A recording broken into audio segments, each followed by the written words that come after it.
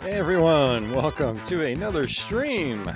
Yeah, Merry Doomsmas. Oh. Yeah, it's Christmas Day as of doing this stream. Christmas night, technically. Tradition for the last few years has been to do some Doom stuff on various holidays. We did some Thanksgiving Doom stuff in the last couple of years. We've also done Doom on Christmas the last 3 years, specifically. The plan was to do the original PlayStation version of Doom today, but I actually got a little injury. I was playing with my mom's cat literally an hour ago. We gave her catnip, and she got me super good on, like, all the way across the tip of my thumb, right underneath my fingernail. And I was like, how the hell am I going to play PlayStation Doom? But then I realized, hey, I can use the other fingers for the mouse. So we're going to play some PC Doom stuff. I did consider trying to fire up a total conversion of PlayStation Doom, but I didn't have enough time. I told everyone I was doing the stream at 7 p.m. today, and I did not want to hold it up. And so, because that would have taken time to find, download, get set up, make sure it works and everything like that. So, but that is something we'll definitely do in the future. I would like to actually do that. A lot of people have suggested it over the last few years. But I wanted to do the actual PlayStation Doom, but my thumb is not going to have it. So, we're going to do some keyboard and mouse Doom. But the good thing about that is, for one, I don't have to stream for 7 hours, because that's about how long it'll take me to go through all of PlayStation Doom. But also, I can actually do some different stuff. I don't have to just do classic Doom. I can do a couple of different Doom WADs from the various WAD sets I have. Might also be more interesting for me personally, because I can do some vanilla WADs, and then I can also do like SUNDER or Sunlust or something like that. So we'll have the opportunity to really mix it up here. So,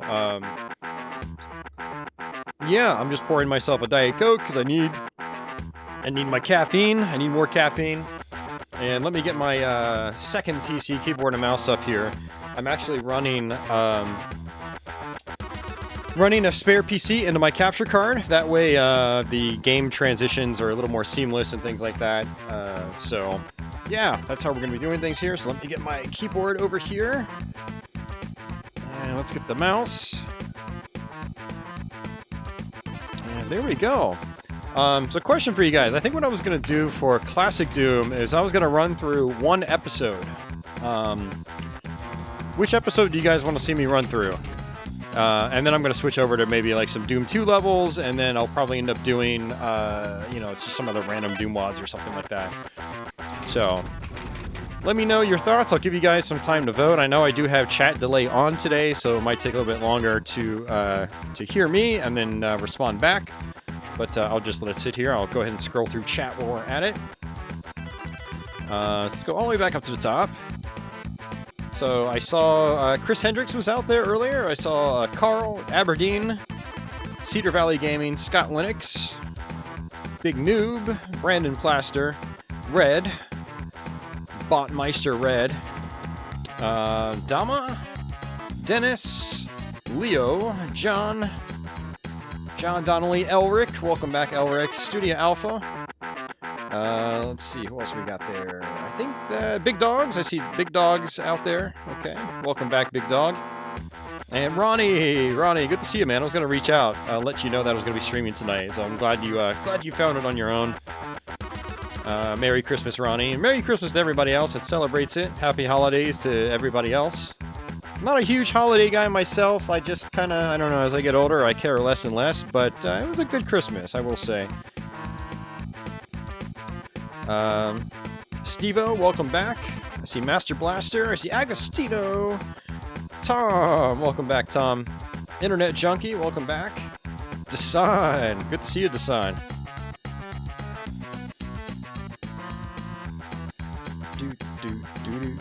Zankdom, what's going on, Zankdom?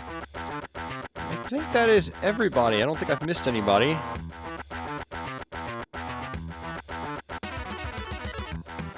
Alright. Botmeister Red reporting for duty, sir. Gotta add some Doom Guy emotes to that. Yeah, I did try to schedule this stream out in advance, so you guys had like a at least a 12-hour heads up on it. Oh man, so I see Inferno, Inferno, Shores of Hell, Knee Deep, Thy Flesh Consumed, Shores of Hell.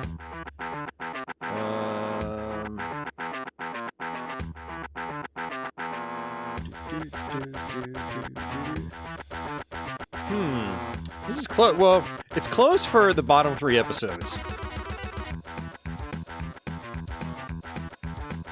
Leo asks, did Santa bring Patchy any presents? And Milo, Leo. We have 2 cats here now. Santa did. Santa spoiled my cats. I got a bunch of cat food, a bunch of cat litter, a bunch of cat toys, a bunch of other stuff. I got a lot of stuff for the cats. Shores of Hell. Hey, it's all good, Dasan. I totally understand. I hope life taking over has been in a good way and not a bad way. Life can swing both ways.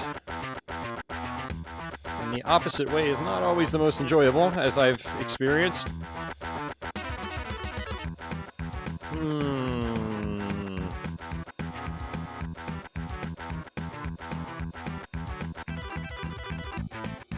Man, this is a tough one. I'm trying to do the math in my head. I think Shores of Hell is actually probably a vote ahead. So I think that's what we're gonna do.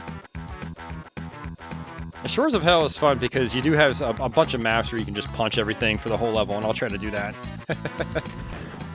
Yeah, there we go.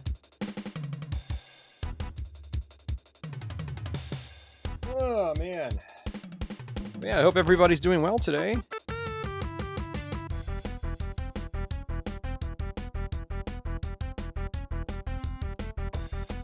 Alright, let's play some freaking Doom.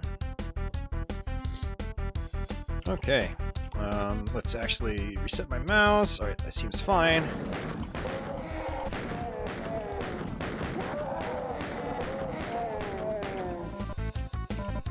Actually, let's come through here first. Let's get our shotgun. This actually feels a little weird because, again, my thumb is all bandaged up.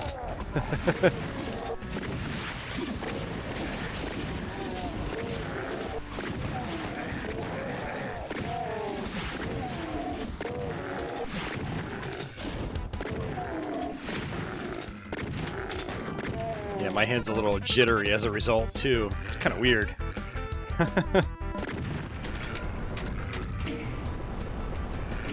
I also have VSync on, which I don't normally do when I play Doom, and so it is a little less responsive than usual. But that's okay. We'll get used to it. I'm just starting right now, so we'll get the hang of it. I'll try to push my keyboard up a little bit. And we're going to come in here and get the plasma gun. And try to not die in the process.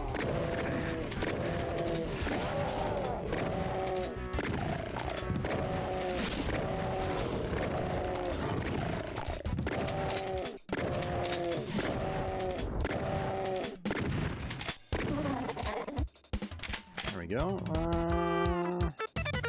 Actually, maybe that is the better setting for me right now, because my hands were like really jittery, and yeah, I think this is better for me. No, Tom, I don't want to take time to grab the PS1 version. But trust me, we will do that in the future, absolutely, 100%.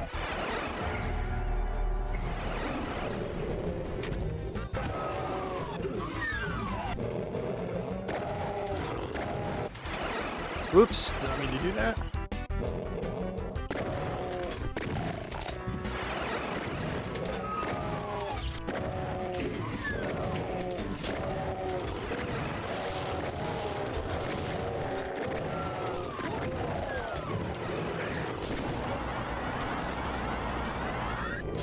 Agostino. Thank you very much for that, sir.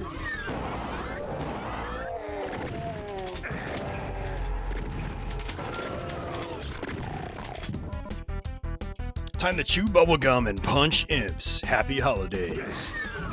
Thank you so much, Agostino. Much appreciated.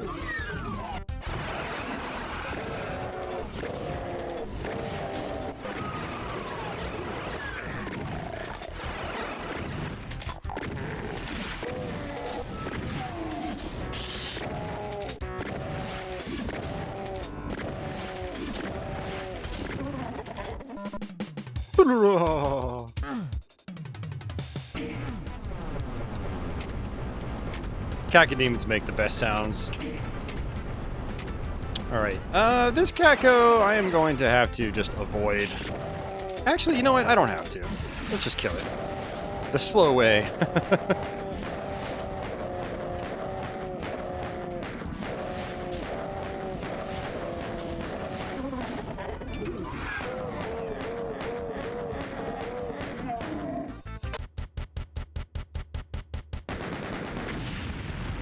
Yeah, unfortunately, Leo, I don't have a mouse for PlayStation. I've been meaning to get one, but I just haven't done it. They're not cheap.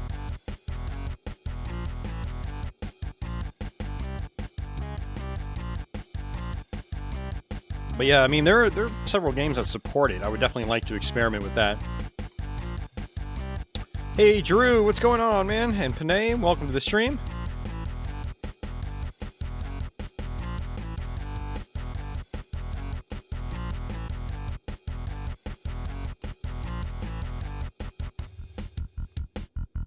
Cacodemons are kind of Christmassy, actually, when you think about it.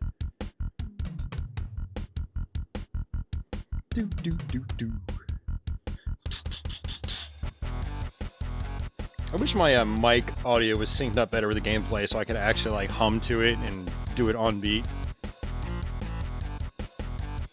I mean, I guess I could technically figure out how to get that right, but that takes time and effort. Who has time for that? Who has the energy for that? Not this guy.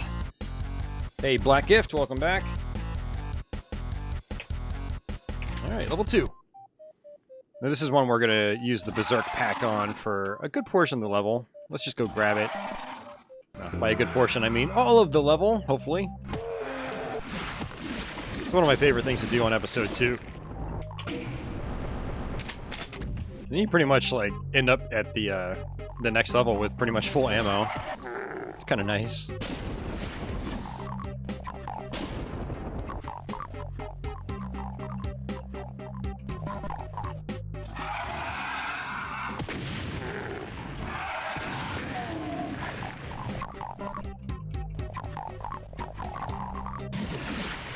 Although since we're not playing PlayStation Doom, this level is much bigger now. So there is that.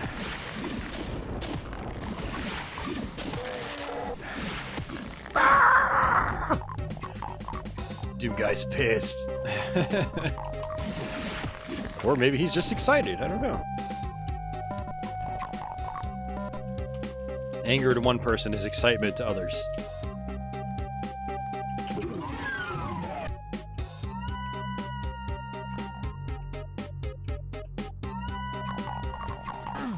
Can't go there yet.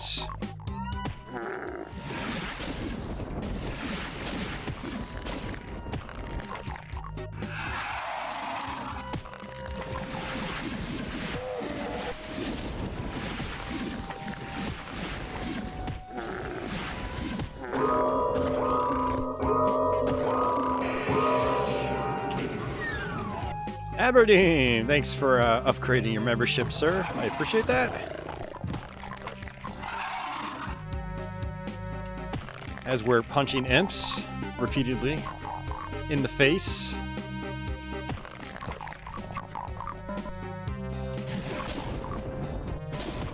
Now, for anybody curious, I didn't write it in the description because I wasn't planning on switching to PC Doom stuff, but we are using GZ Doom. It's an older version of GZ Doom now. I think it's a couple years old. I haven't upgraded in a while. But one of the cool things about the source port is you can actually like set it to 4:3 like classic Doom was, and you know, make the resolution scale a little bit lower so it doesn't look like razor sharp. Looks a little bit closer to the PC original from back in the day. Still looks nicer, but it yeah, you have a lot of customization options. Lately I used to do widescreen in this source port, just do 1080p widescreen with the more modern, you can have like a more modern heads-up display. It doesn't get in the way of the gameplay as much. But I've started going back and playing in 4x3 with the, you know, traditional HUD and everything. There's some other, like, really good Doom players I look up to, and they actually play like that. And I was like, you know what, let me start playing like them. I'll pretend like I'm one of the cool kids. But I've come to find that I actually enjoy it more. I don't have to move my head around as much. You know, it's a nice little boxy setup, just like classic Doom. So it actually works out.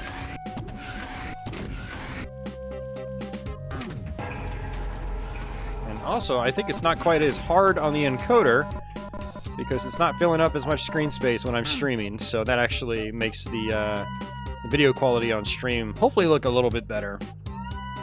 Hopefully. All right.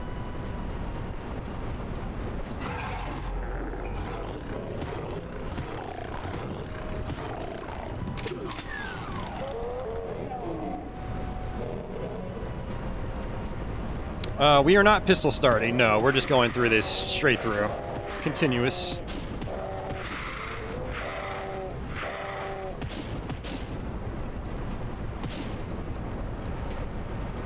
Already got max shells. Black Gift says it looks great. Hey, Chain Sawyer, welcome back.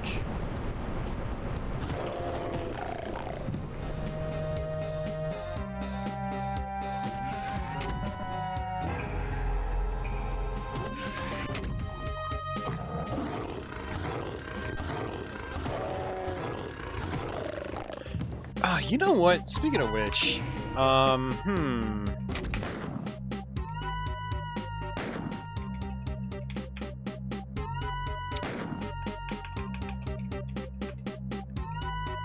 Classic transparency, vanilla forced, transparency, render mode, classic, faster, precise, auto, zoom, vanilla.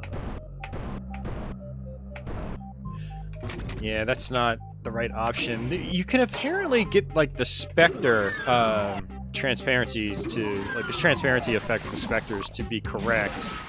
It's more resource intensive, but when I'm playing, you know, the vanilla WADs in particular, like I really want it on. It's a big part of the experience for me. I forgot what option it was.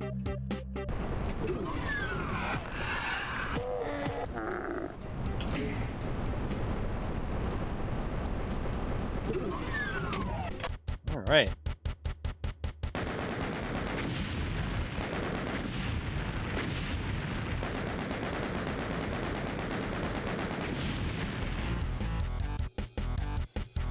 Hey, Dasan, you missed the Twitch stream last night. I know I started with Dark Souls, but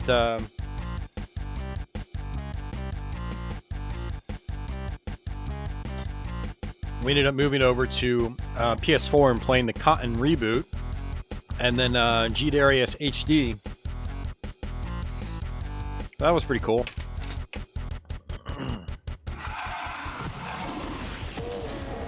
Oh, I should probably switch over to real weapons.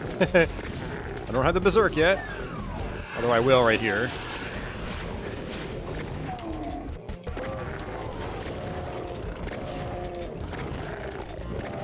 Doom is one of the greatest of all time. This game just never gets old. It plays so well. There's a lot going on, too. It's not, you know, it's kind of a walk in the park for me, but if you're not careful, you can still have a hole in your butt ripped out by some of these enemies. Like, man, if you're not careful.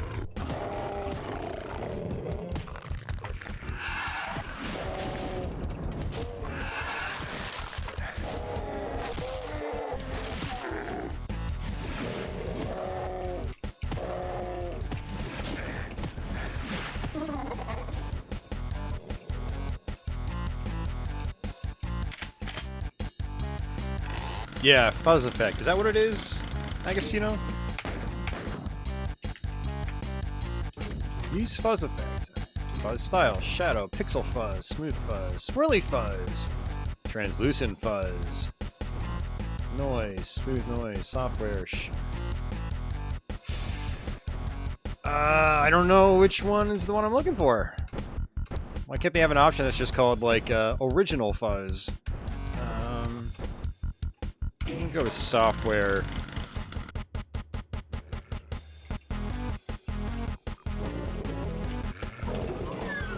Guess we'll find out later.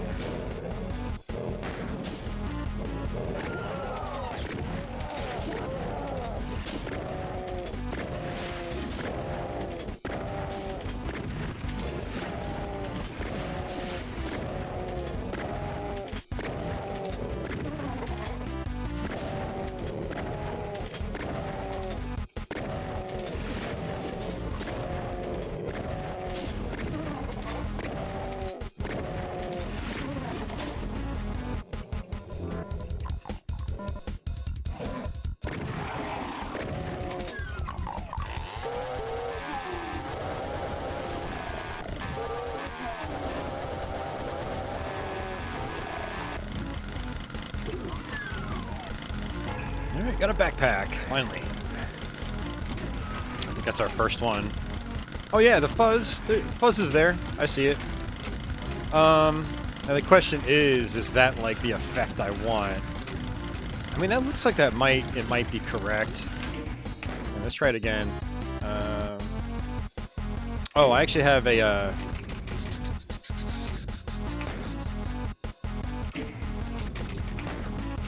HUD options.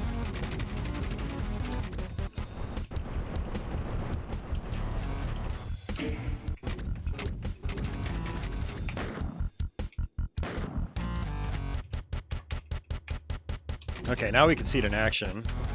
Okay, so shadow, pixel fuzz. No, that's definitely not it. I think software is the one we were looking for. It's definitely not that. Definitely not that. Definitely not noise. Definitely not smooth noise. Yeah, that's the effect. Okay. I mean, no, there's no mistaking it compared to the other ones. All right, so let's go back to my heads-up display. I like having menu dim on. It makes it a lot easier to see the options, and honestly, going darker is much easier in my eyes. Sweet. Now we'll probably have to turn that back off if we play something like Sunder, because it is more resource intensive.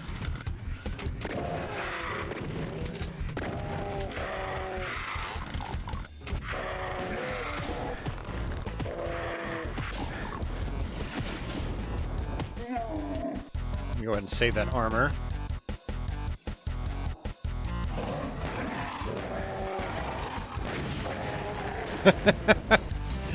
Oh, that was great.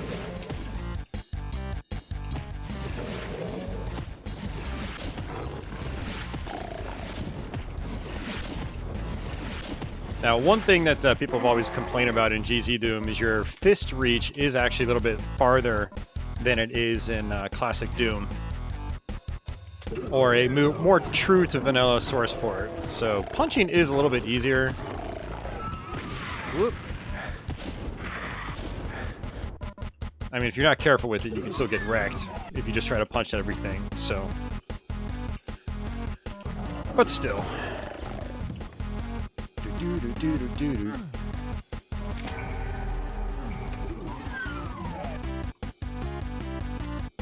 Now I can grab this. One of the things about Doom is it helps to be really efficient with your, you know, how you use your power-ups.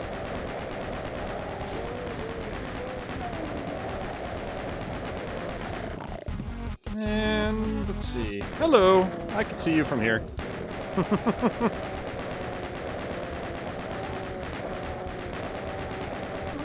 If you don't do that, you have to fight them head-on.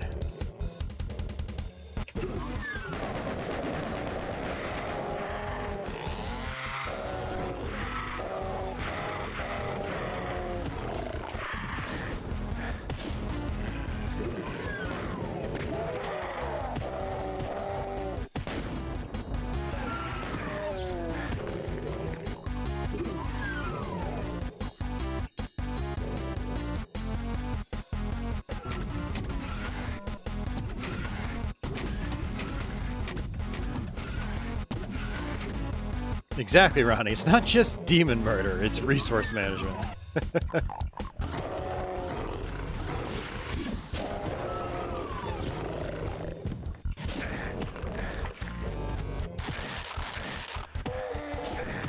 Of course, your resource management means nothing if you're taking a lot of hits.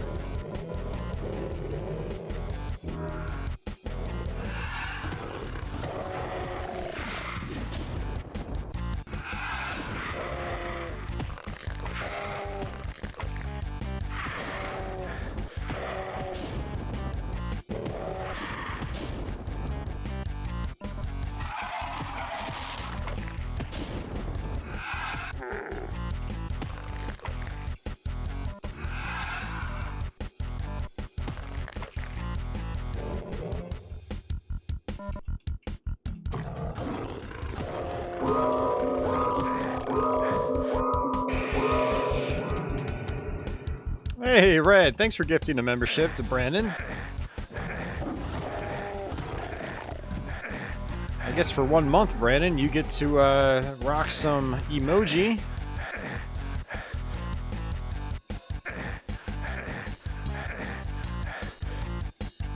So take advantage of those. You know, that software fuzz effect actually ends up looking better on the original game because the resolution's a lot lower. And so the effect looks even crazier, basically. So, interesting to think about. Yeah, thanks again, Red. Stevo asked, did I like the Doom movie when it was released in 2005? I liked it when it came out, but I was also much dumber back then. Dumber than I am currently. Which is saying something. I really liked it when it came out, but I really don't like it now. It's not a very good movie.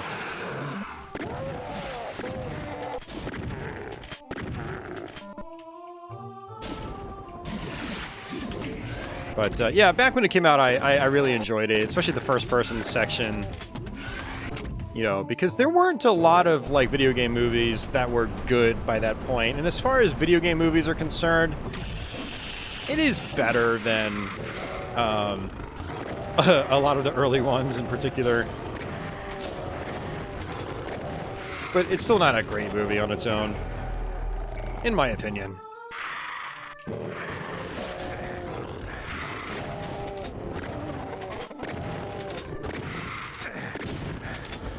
There's some really dumb, like, just plot beats in that movie. A lot of the characters are quite unlikable.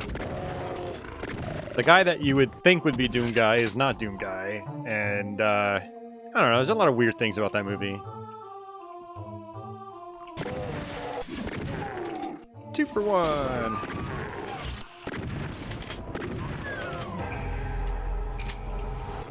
I'm not gonna grab that.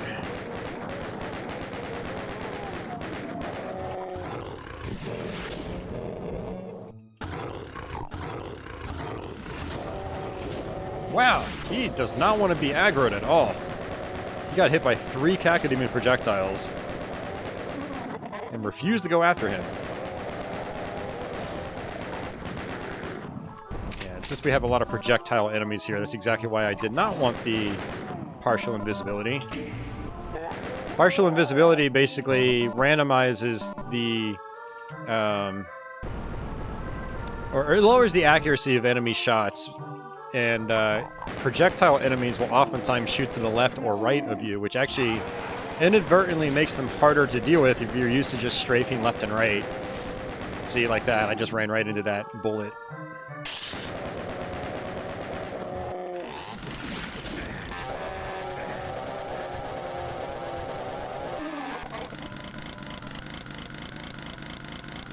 Can we chainsaw a Baron to death?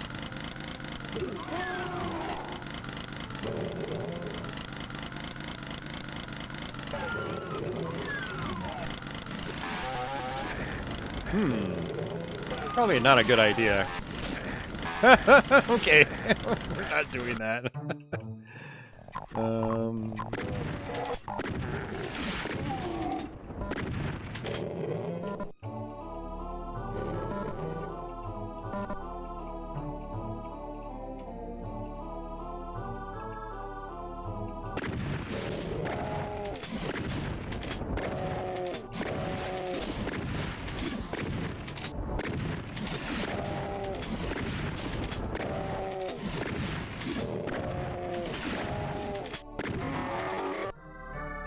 was worth a try.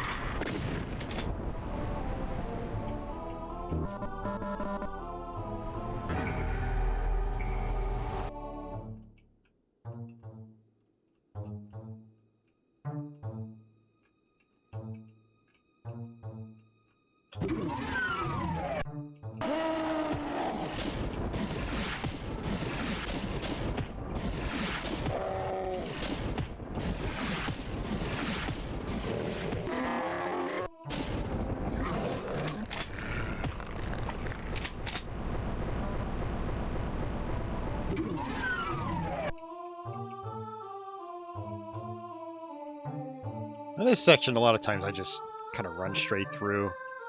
But I do like the plasma gun.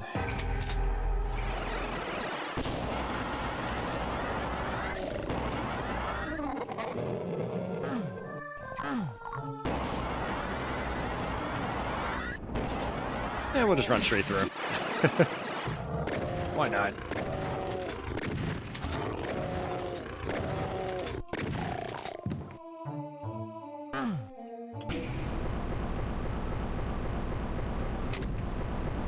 Grab this.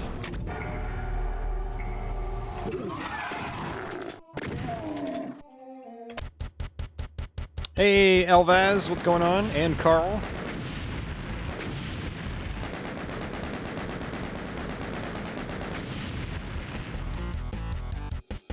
Carl says nothing wrong with liking a bad movie. Lots of bad movies are enjoyable in their own way. Oh yeah, for sure. For me, though, a franchise like Doom that I love very much, it's like I would rather there only be a good movie, if you know what I mean. If it's something random, like some B-movie schlock that is not related to any like other popular franchise, then whatever. Yeah, it can be bad and I can love it. But I don't like my favorite properties having really bad things attached to them, if you know what I mean. Doom is one of those. Like, there hasn't been...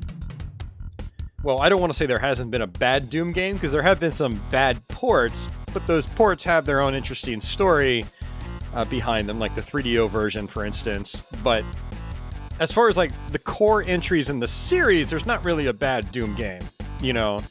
Like the original PC games, Doom 3, Doom 2016, Doom Eternal. Even apparently Doom VFR is pretty cool. I'd still want to play it, but...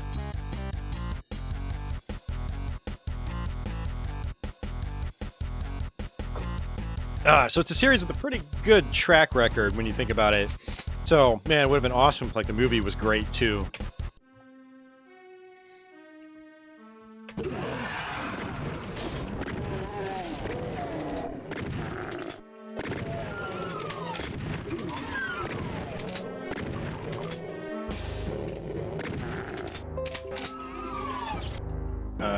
What was that?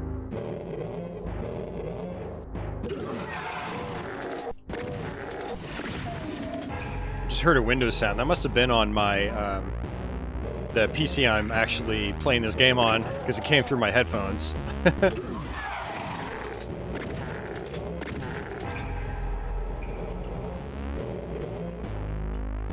Yeah, I actually disconnected this PC from the internet, so I'm not sure what it just did. Or what Windows is doing.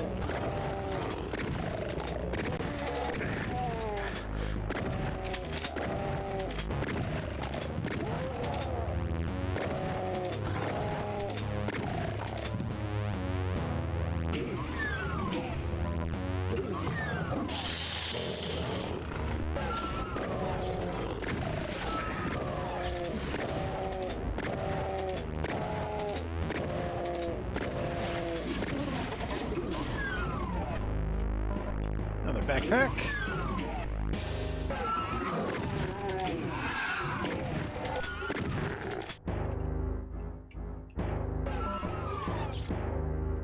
This level is actually where we get our secret stage.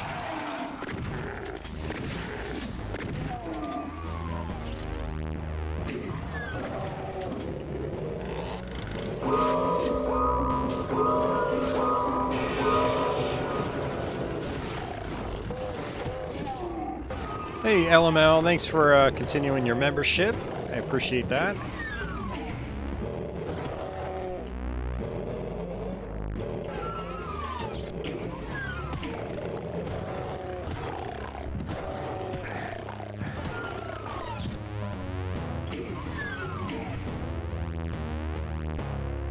Oh no, it's not trying to connect to the internet, Red, because I told it not to. So, I manually disconnected, so it knows.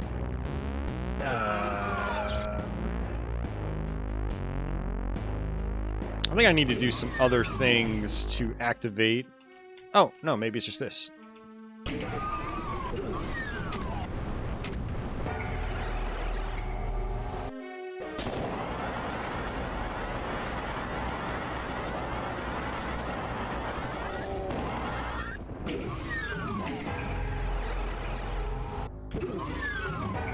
Alright, so much for that level. My Christmas was good, LML. Thanks for asking.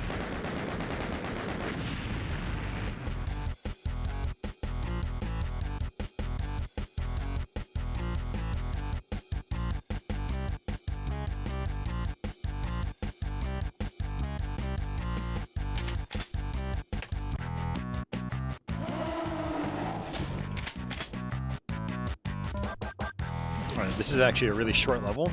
Whoa, there. Okay. Now, we could do the intended strategy, which is activate all these cacodemons.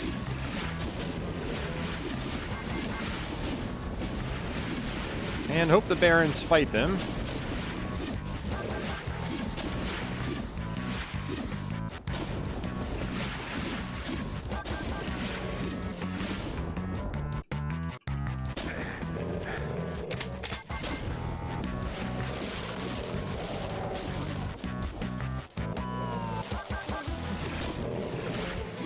It's funny how this was seen as like, oh my god, you can have 5 enemies fight each other? You play something like Sunder nowadays, and it's like 1,000 enemies going at it at once.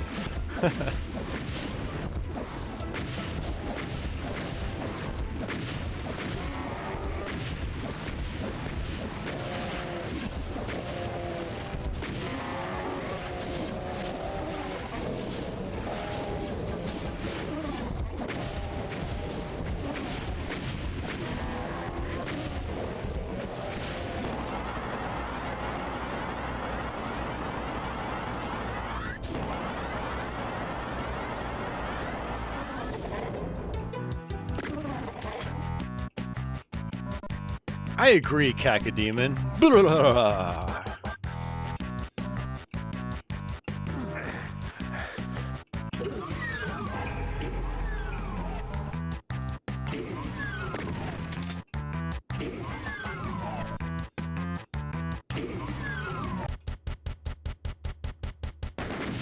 Hey Juan, welcome to the stream.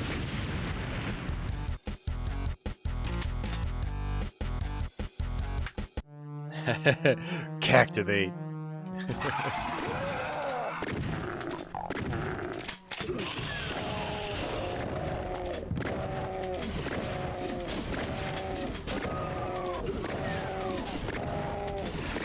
Alright, for those of you guys that have not seen the PC version in a while, or the PC map set, this is a fairly large level compared to the console versions.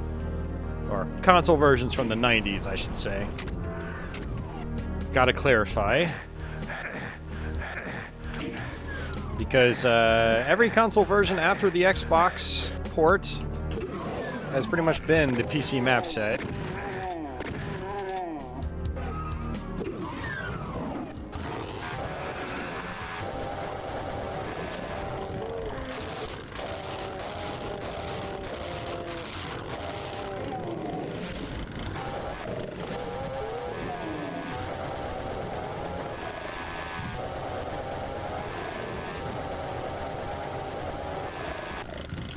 Don't hate this level. This level doesn't hate you.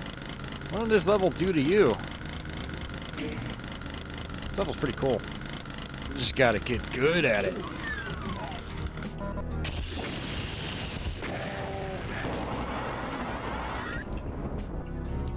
Just learn it. Love it. Live it. I don't even know what I'm saying.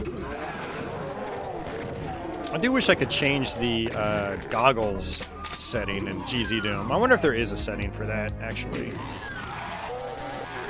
I don't like this weird green. That's not like it was in the original.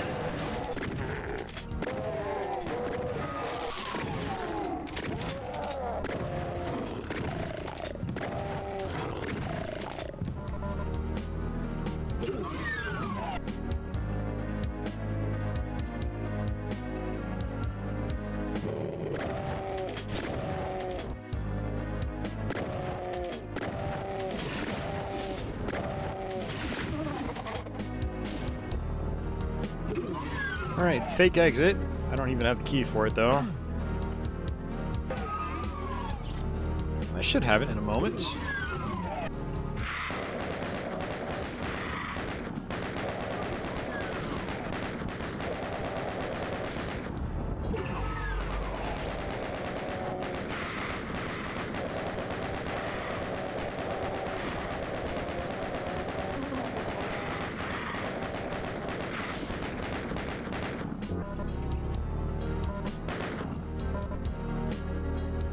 It's enhanced night vision mode. Look at Agostino with all the tips, useful tips. Night. Ah, thank you, Agostino. See, this is how it should be. It basically just like makes every like sector fully bright. That's all I want. That enhancement didn't really enhance much. It actually made it worse in my book.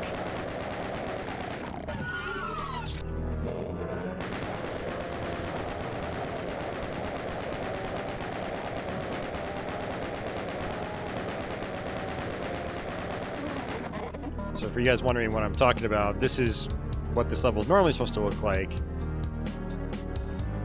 Then you grab the goggles and boom, every sector is fully bright. So you can see what you're doing. It's just a temporary power-up.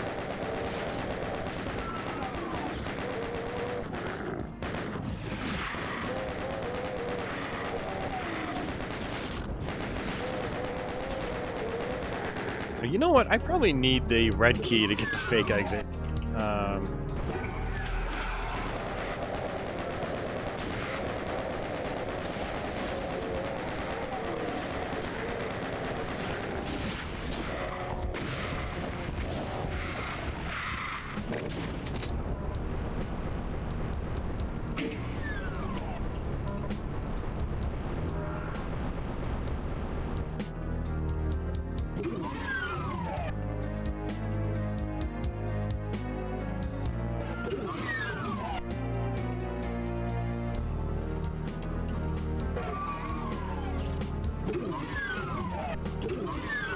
Oh no, okay.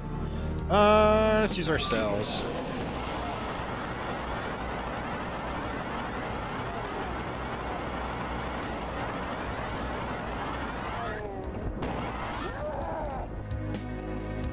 This fake out used to get me all the time. Like, I would always die here. But when you know it's coming, you know how to kind of react to it. You get a map.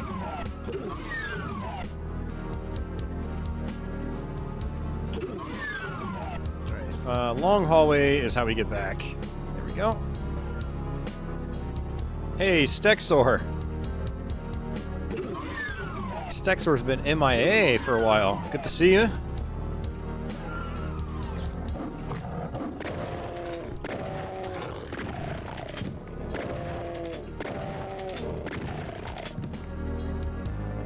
I'm gonna go ahead and grab that.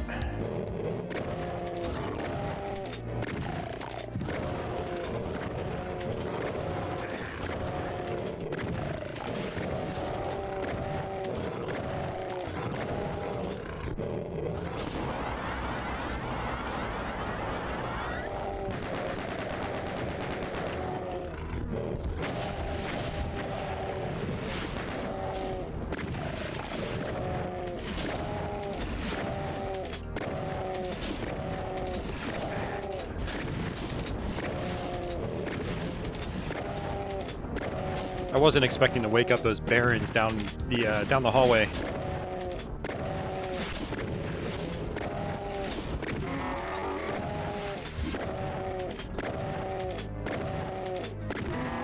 So what happens is as you progress through this level, these open up. And they each have some pinkies and barons. Usually, they get stuck. So it's actually interesting they weren't stuck this time.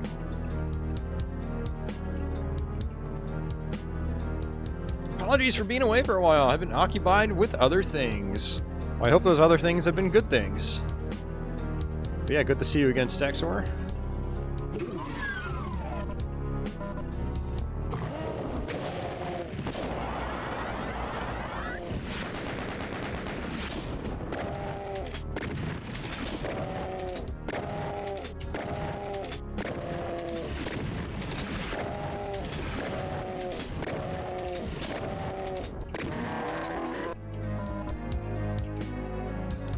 Let's go this way first.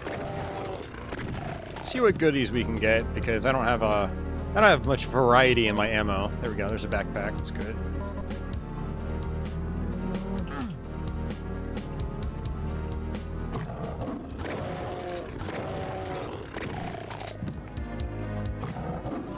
There we go. Some rockets.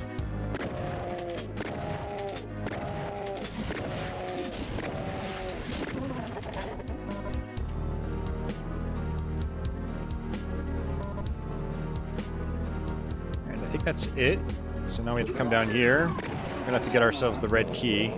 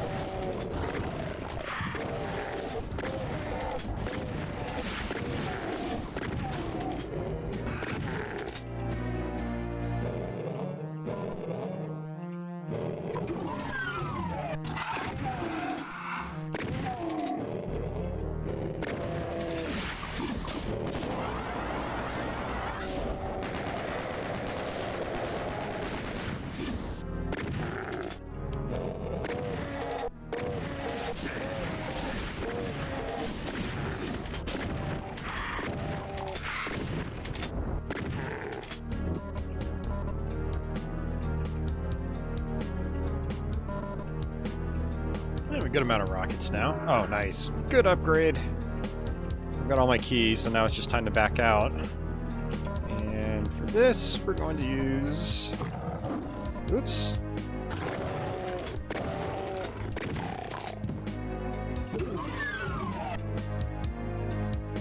Alright, I'm already out. That's good.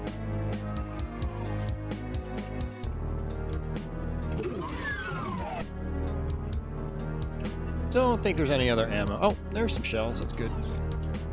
That's what I was hoping for.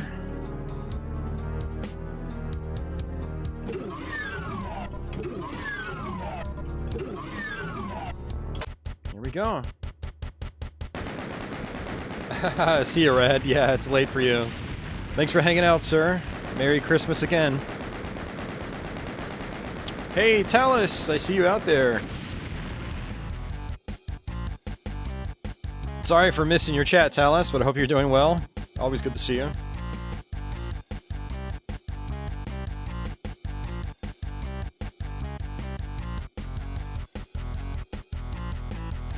Oh, nice, Dexor. You actually went through Wolfenstein 3D. Hell yeah.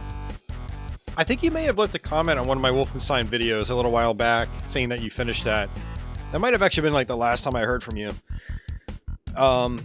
I'm surprised you actually went through the Spear add-on packs. Like, I've never done that before, because every time I've played them, they just felt really bad.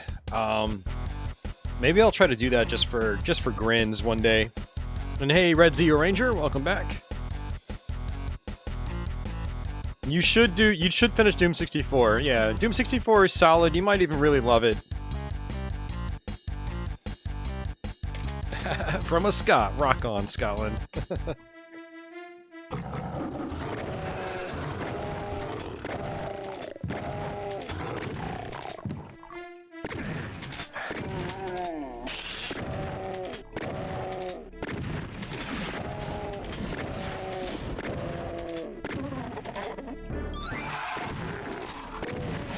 Yeah, this level was heavily cut back for the console versions.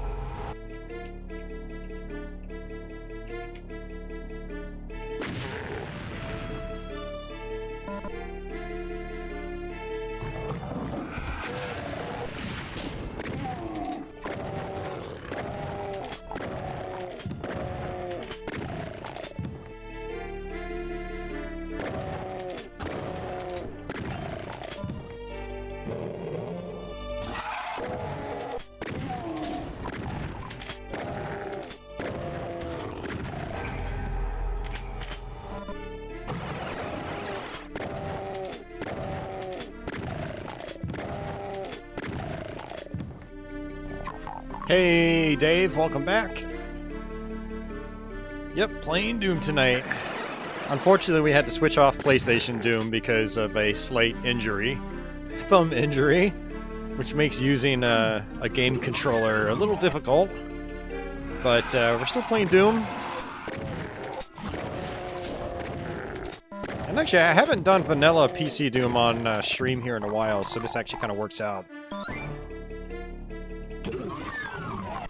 And we're not just doing vanilla PC Doom, we will switch over to other random Doom WADs afterwards. But first we're going to play a little bit of Doom 2 after this. I have to just figure out what part of that map set I want to cover. I'll probably do another poll after we're done here with this episode. Okay, so I need the yellow key.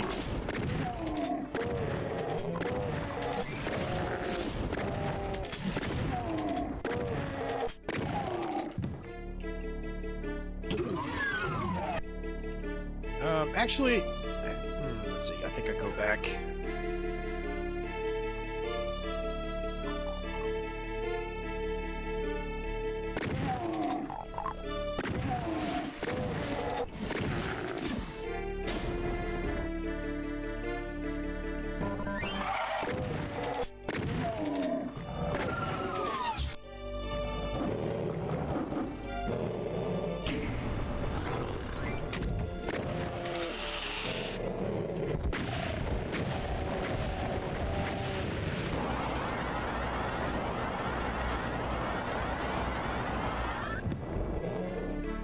You know, that's another option that, uh-oh.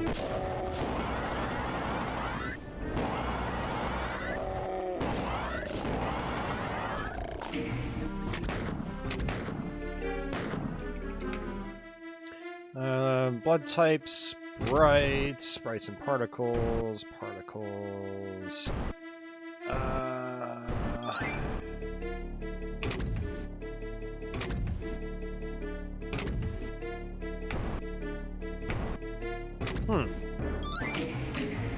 Agostino, do you know the...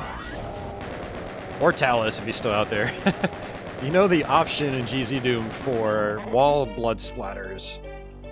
I want to turn those off, because that's not stock. Okay, let's go ahead and just do this.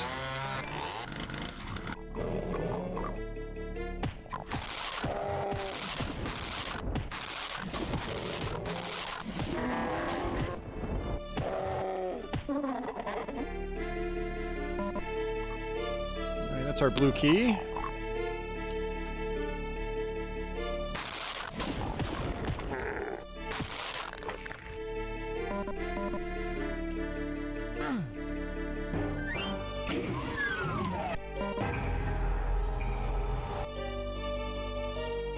Yeah, Dave, I did the same thing too back in the day. I started working on at least a couple of maps with, DoomEd was the editor back then. Such a fickle thing, like it would crash all the time. But I still did it anyway, I thought it was awesome.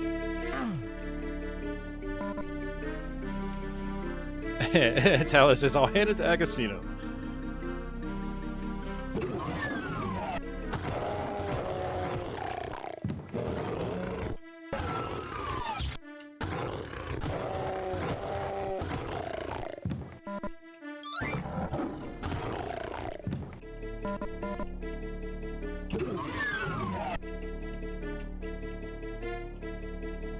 Yeah, I actually I found some of my old maps I had back in the day. They were terrible.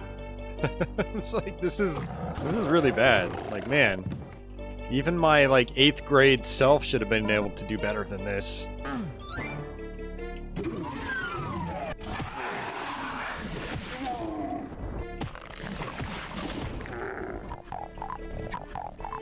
Actually, I don't even think it was 8th grade. I was like in 9th or 10th grade at that time.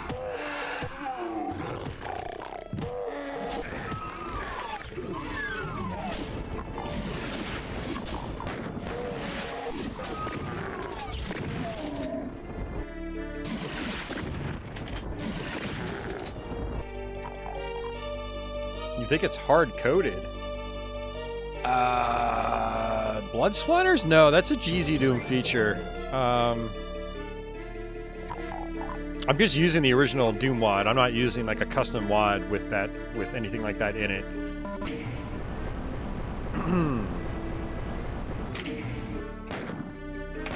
Let's see.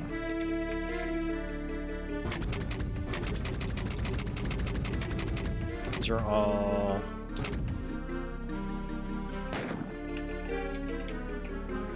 Number of decals. That's it.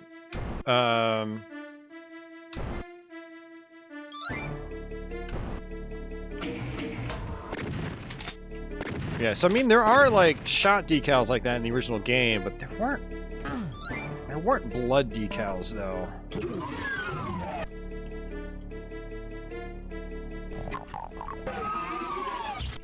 No, thanks for the help though, guys. I think I found it. No, it's still... It's... Okay. Let's, Oops.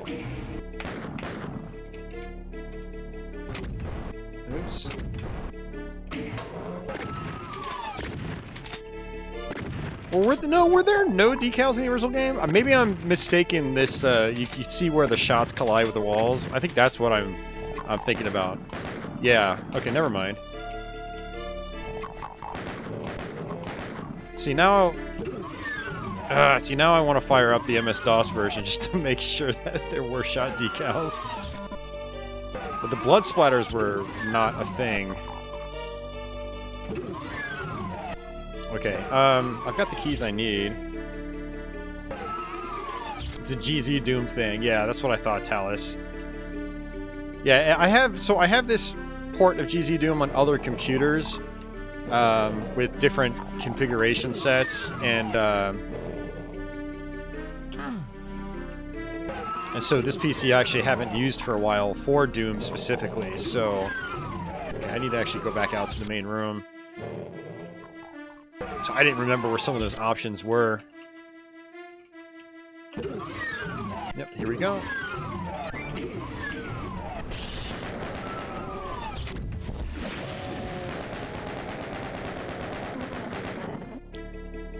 "99% sure MS-DOS version had no shot decals." Okay, that's what I thought. You know what I'll do is, I've got full playthroughs of the MS-DOS version on my YouTube channel, like, straight from original hardware, so I'll just go refer to that and, you know,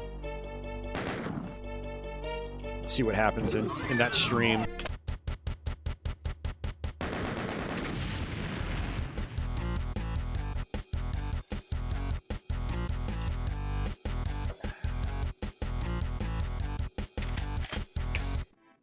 Alright, last level, guys.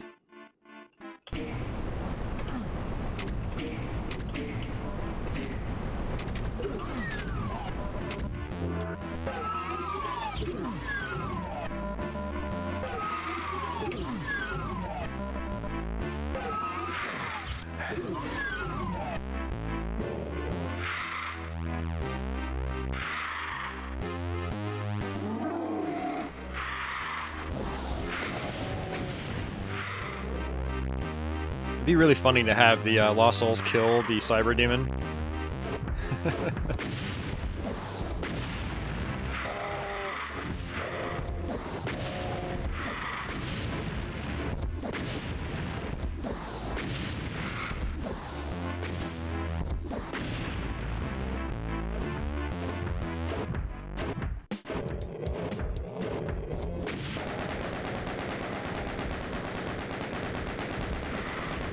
Oh, what am I doing? I got confused because of the lost soul. If I moved left, I would have got stuck on him.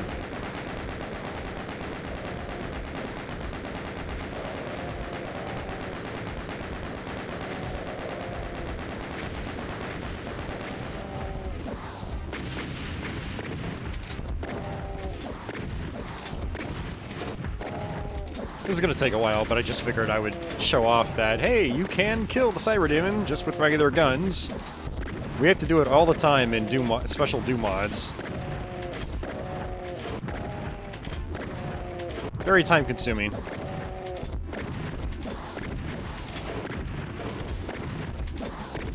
There's a Doom mod I had to cover, or I covered on my channel years ago, called Disparate Realities.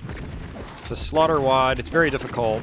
And there's a hidden map that forces you to kill cyber demons with just the chain gun.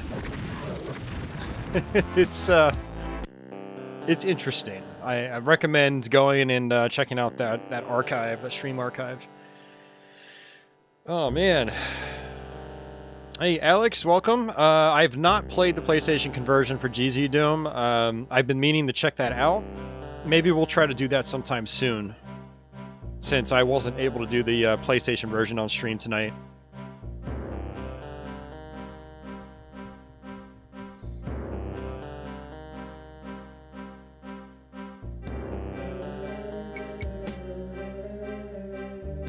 Agostino says the decals were announced to the press, but it didn't make the original release. Huh, interesting. Very interesting. Alright guys, so question for you. This is another poll. Actually, you know what? I wonder if I can start a poll.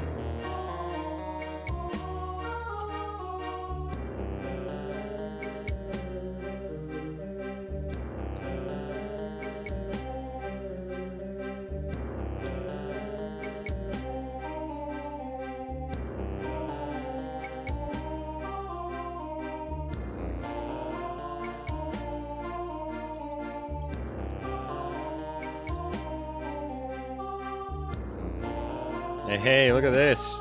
Boom. Everybody interact with it. Alright, so what set of Doom 2 levels do you want to see me play? That is going to be our poll. So we'll go ahead and just let that poll go out.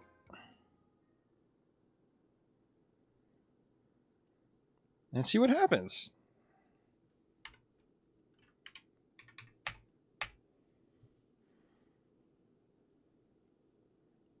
I like that. I like the idea of a poll. That's pretty cool. I'd never even thought to try that.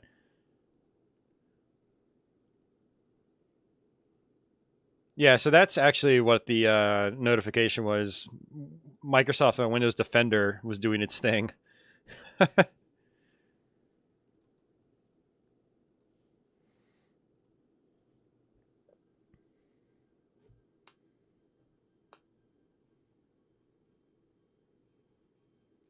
We cannot let no mama's cat win. It looks like maps 1 through 10 are in the lead so far. Well, just barely. Oh, something just went ahead. Oh, okay. Yeah, no, it is 1 through 10. Okay.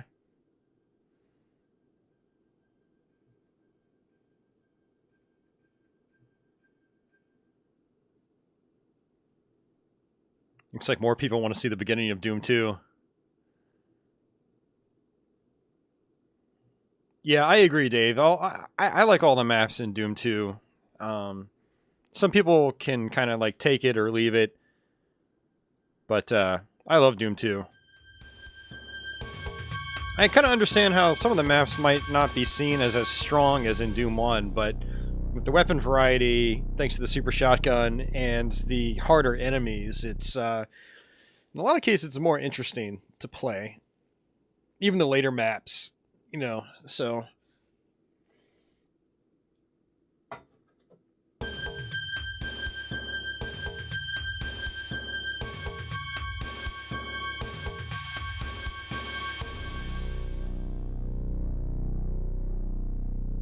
Yeah, I mean, that's why I'm actually surprised most people have voted 1 through 10.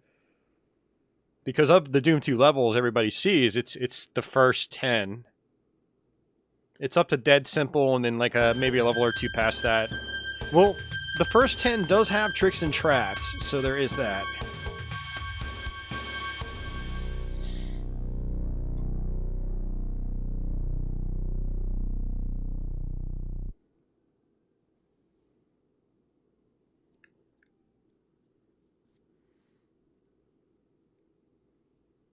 We got 24 votes with 50 some odd people watching. 25 votes. Alright guys, unless like there's another 25 people that pop in, I think it's pretty much just going to be maps 1 through 10. So we will go ahead and just end the poll with that.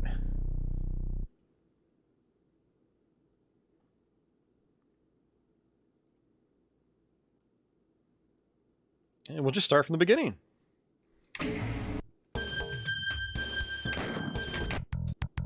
Ultraviolence as always. Alright.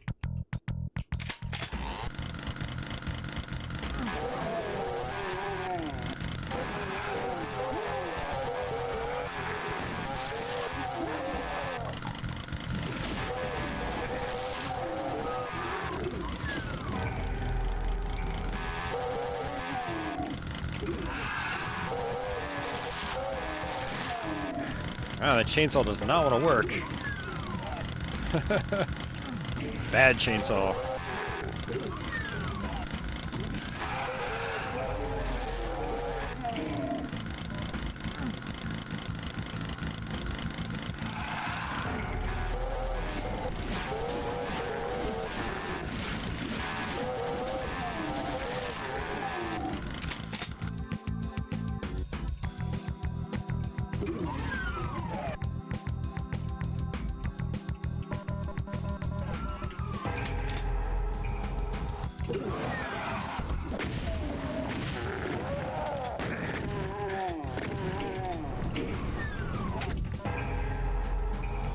God, I've probably played this level like 1,000 times over the course of my life. It's too many times. Alright. 1 of 10 down. Hey, Cosmic Kaiju, welcome back. Merry Christmas to you too.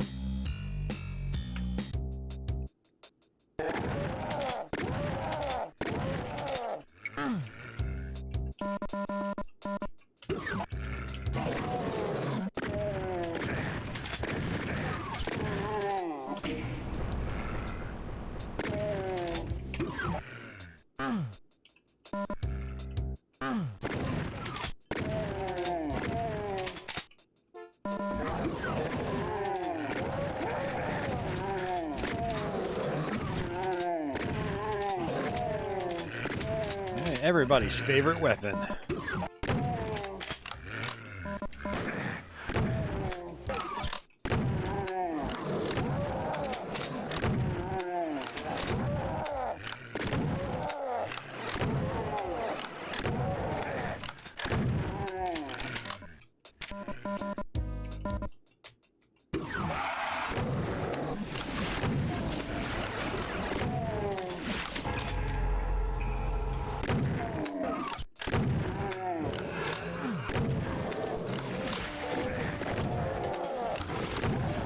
Oh, this weapon is so good. Yeah, it's always great playing an episode of Doom 1 and then going to Doom 2 and just ripping and tearing with the super shotgun. It's like night and day.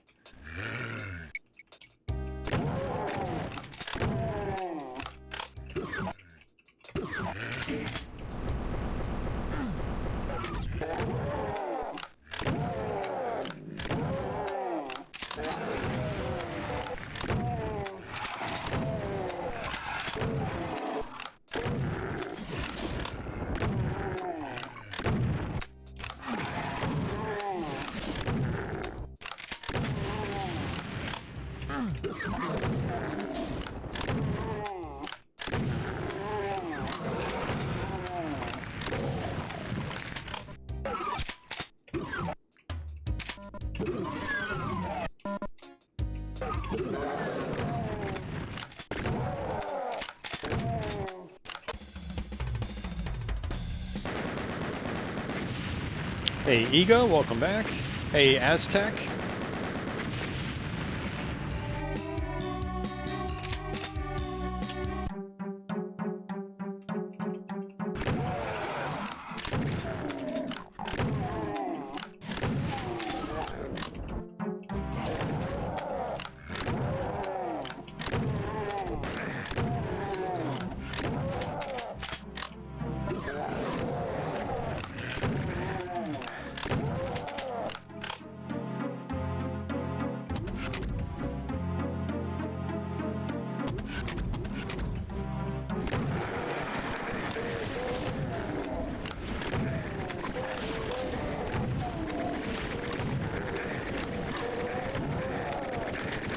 Oh, I died because it tried switching to the chain gun.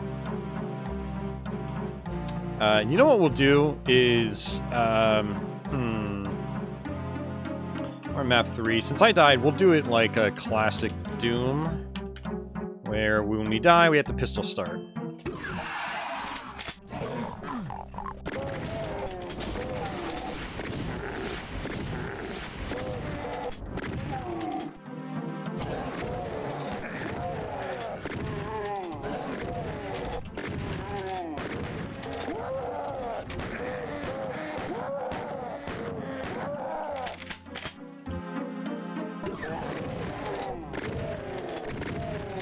I have to play this level very differently from how I'm used to. Man. Yeah, it was all because I tried picking up the chain gun. It tried auto-swapping to the chain gun.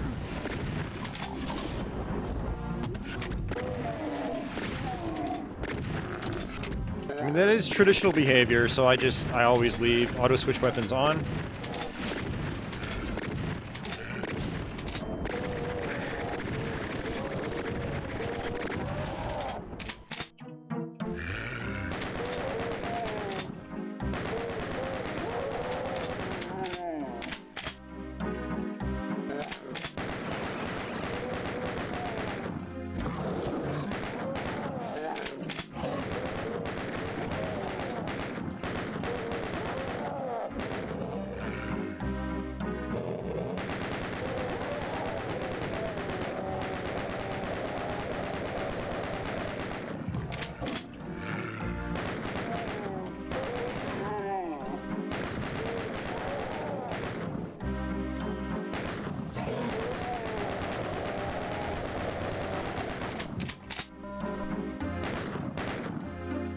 Saw someone up there. At least I thought I did. Alright, maybe not.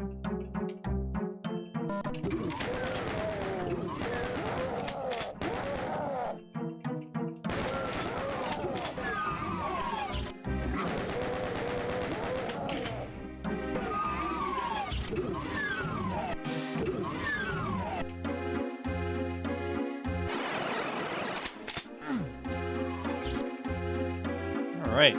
Let's try to run over here. Got it.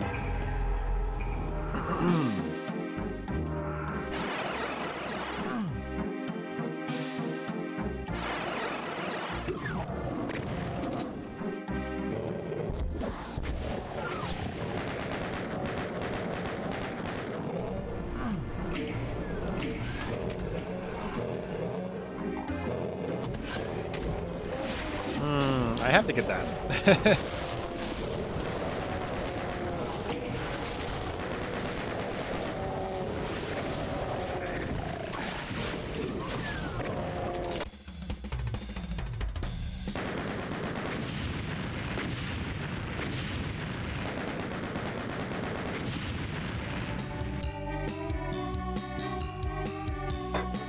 Oh, I need some more Diet Coke.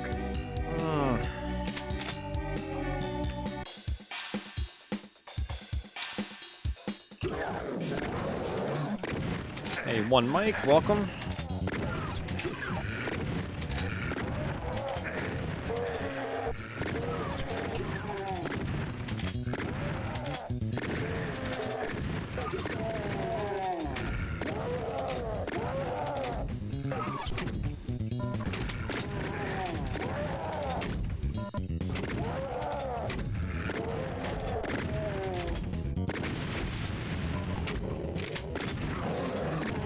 So I'm not used to dying and not having the super shotgun.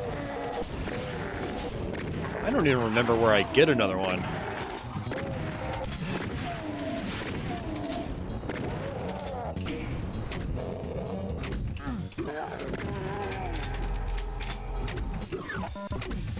I know where I get lots of regular shotguns. There's actually probably one in this, maybe in this next room. Maybe in that secret area, we'll see.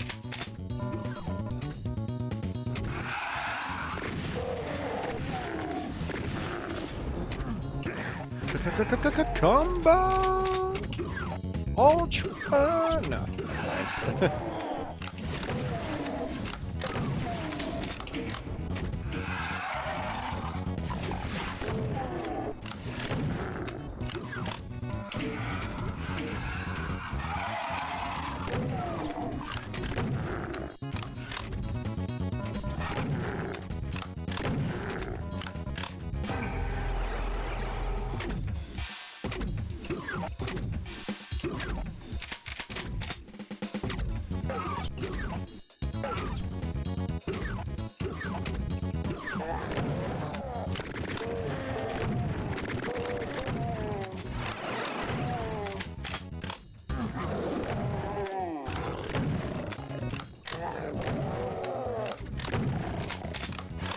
Hey Simon, what's going on? Welcome.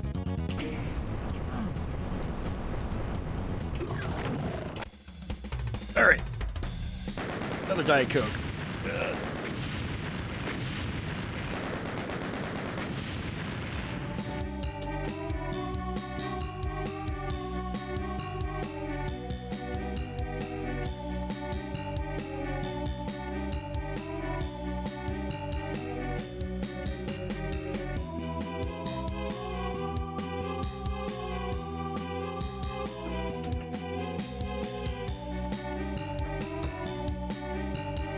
Alright, I'm back.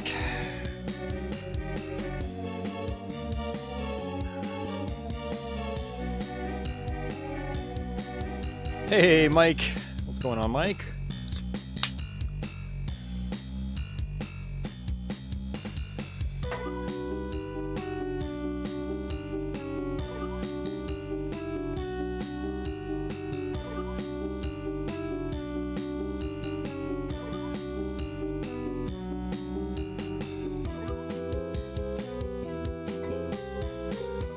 Alrighty. Waste tunnels.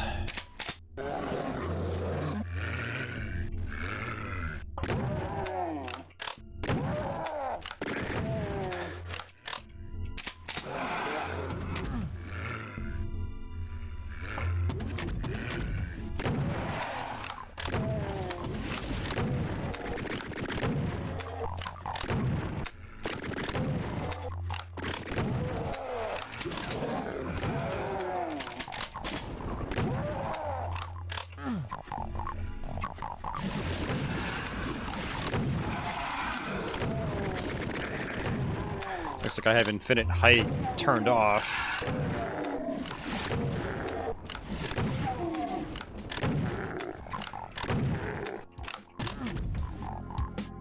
I didn't even realize that. Actually, so it shouldn't surprise me. Yes. So having them be infinitely tall means you can't crowd surf anymore.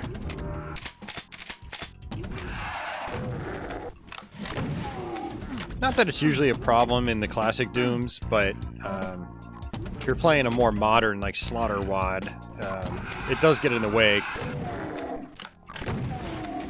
Not to say it can't on classic Doom, but it doesn't happen as often. But, whoa there.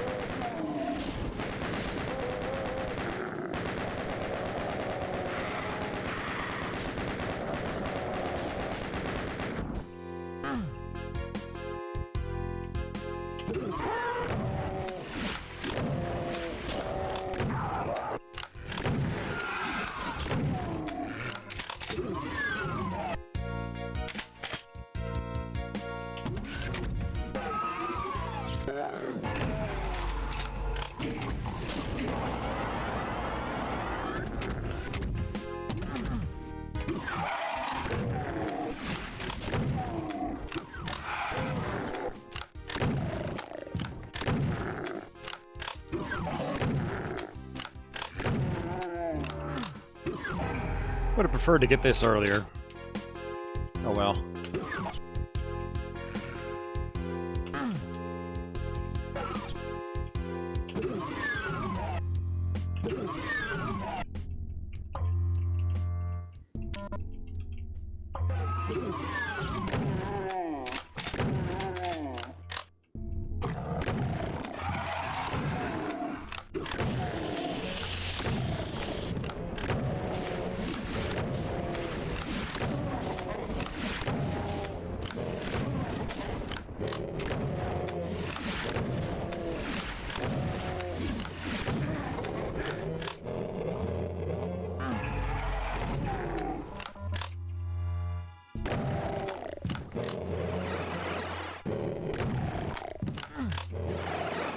I telefragged a Spectre. Mike, thank you very much for that super chat. Merry Christmas to you too.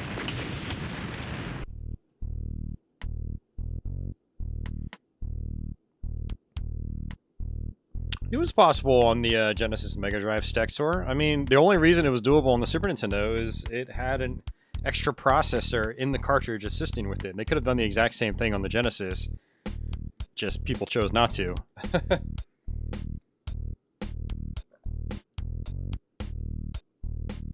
It's actually funny that you mentioned that because, I mean, that's exactly what Virtua Racing did. Same concept as the Super FX with the SVP chip. And what the SVP actually was doing compared to Super FX1 was honestly more impressive. So if Sega kept going that route, you know, a company could have done the exact same type of thing with Doom, but on Genesis. But there was no need to, because Sega released a 32X, so... Nintendo did not release another add-on for the Super Nintendo, like Sega did, so... there was no need for a Doom Genesis. When you had Doom 32X.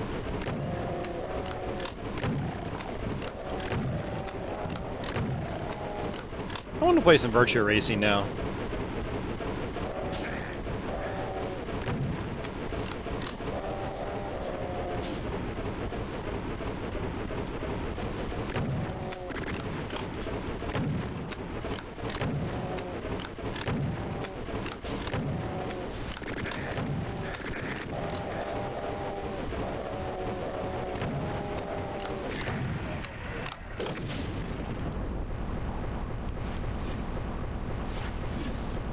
Alright, come on, Crusher, do your thing.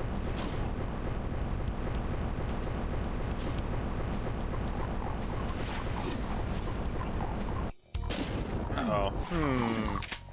Okay.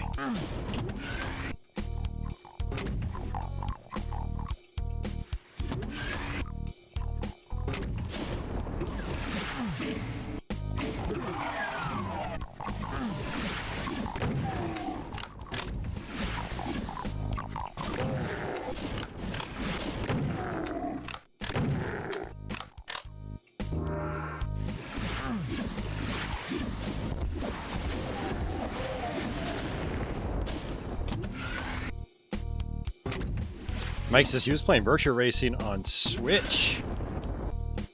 Still great. Hell yeah. Yeah, that's an awesome version of the game. Dean asks, what is my favorite video game? None! I don't have a singular favorite. I've played way too many video games to have one favorite. That's what I always tell people. If you want to narrow it down a little bit, maybe I can pick something, but I don't know. That's a wide net to cast.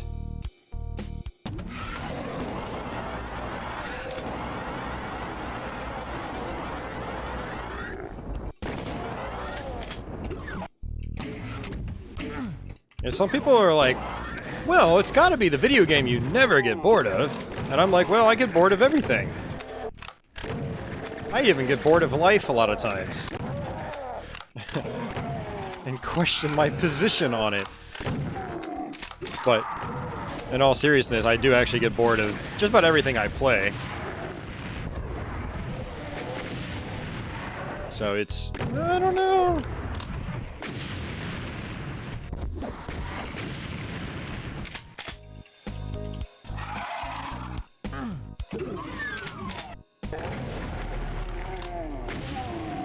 This is gonna come off as sacrilege, but I even get bored of Doom. Of course, it doesn't help that I've played the same levels 1,000 times for you guys on stream. That definitely does not help, but... oh, man.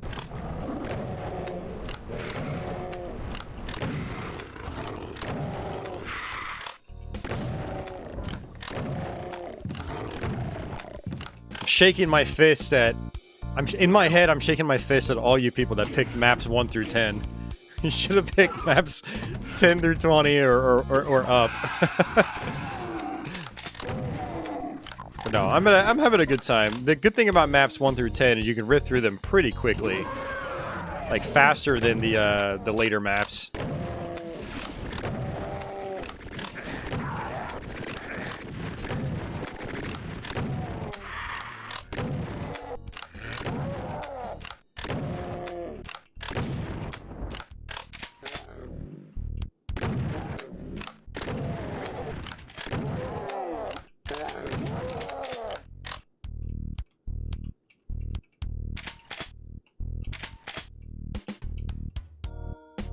Hey Joe, how's it going? Welcome.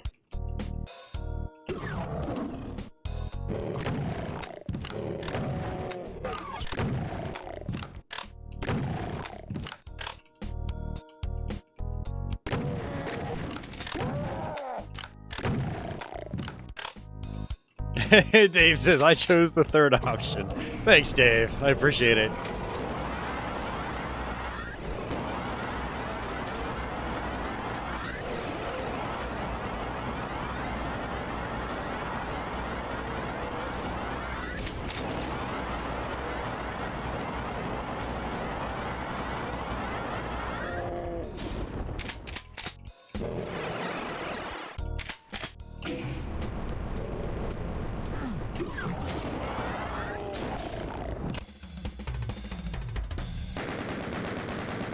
Sexer says, speaking of 32X, I do want to pick up 32X2 someday, but then I heard that Crix is apparently making some new type of device that can play 32X on the Mega Drive. I wanna say Crix is trying to work on some kind of like Mega EverDrive that does 32X support. I mean, the FPGA and the Mister can do it. I mean, there are FPGAs out there that can handle it, so I could totally see that happening. That would actually be really nice. To have like a 32X and Sega CD all-in-one. Because 32X can be a little fickle. I always worry that mine's going to eventually just bite the dust. It's already had a few issues over the years, and it's tough. Carl! I'm gonna smack you, Carl. Austin loves to be asked what his favorite Castlevania game is.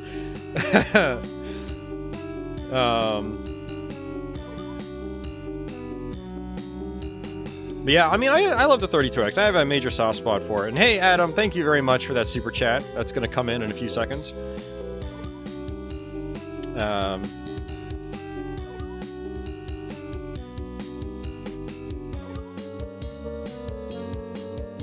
Your messages are going through, John. I'm just playing the game and not looking at chat as often as I probably should.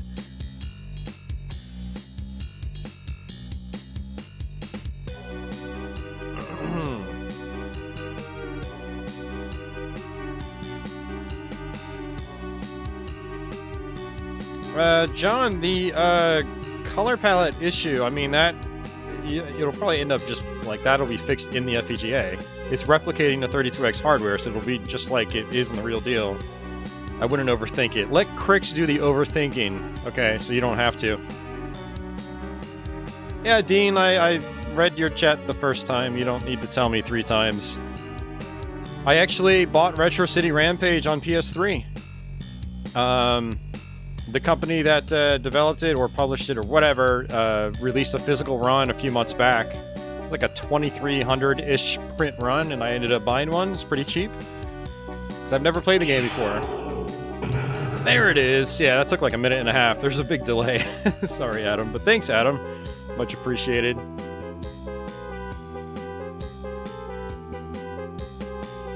Alright, Sir Scott said something, because Stexor responded to him.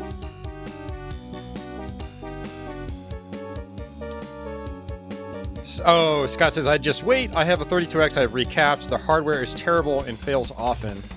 Yeah, knock on wood, mine has been somewhat solid. I did have to open it up like a decade ago and reseat the connectors. That fixed it.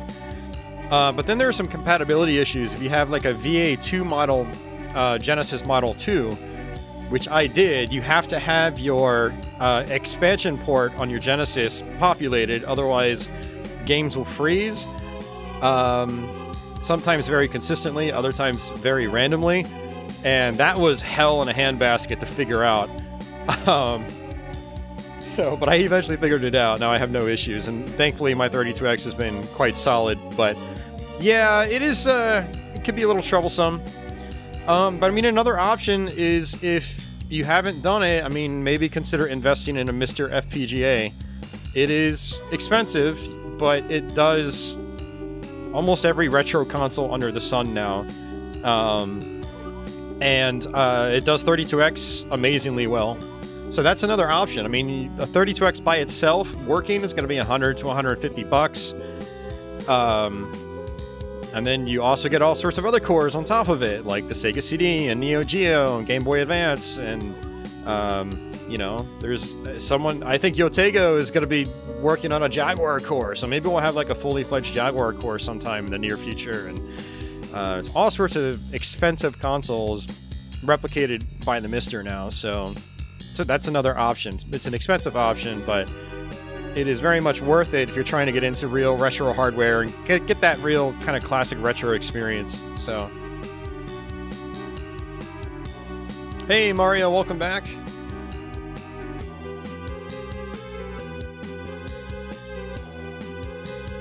All right.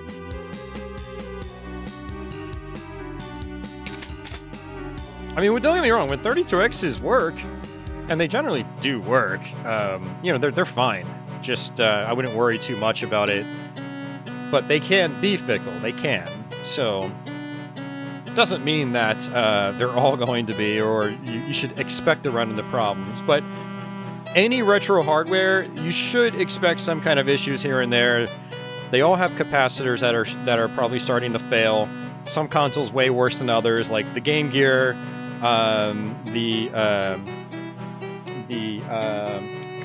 the Turbo Duos, PC Engine Duos, you know, things like that. It's like you get those, you pretty much have to replace the capacitors. There's no ifs, ands, or buts.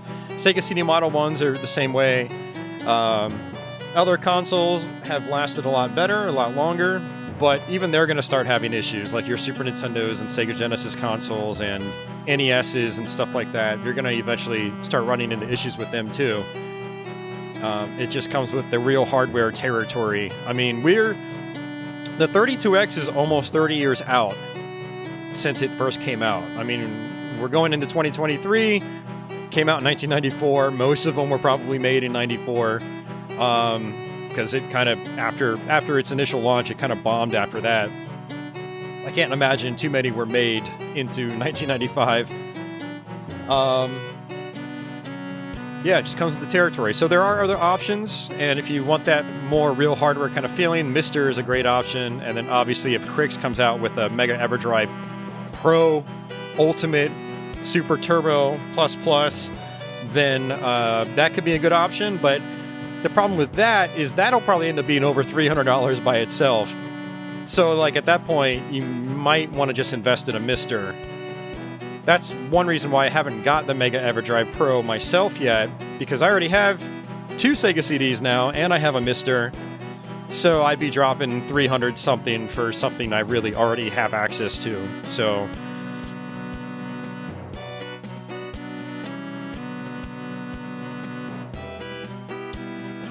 What was my inspiration to start YouTube? I was watching a lot of other channels at the time, which was between 2007 and 2008, 2009, and decided I had a lot of experience that, you know, I had a lot of experience and knowledge of games and hardware and all that stuff, and decided I had something to offer. Especially when it came to less popular systems like the Jaguar and 3DO and stuff like that. CDI. And I was just inspired by other channels I was watching, especially in 2009. And that's what motivated me to start.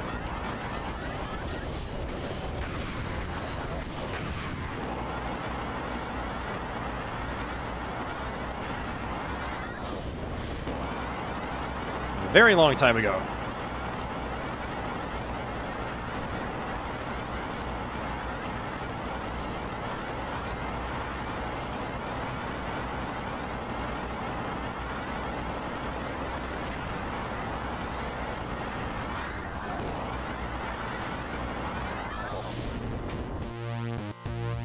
Looks like we've gotten everything. The way you know is that you can hear the exit stairs raise up. Makes a very distinct sound effect. And I think that's probably everything.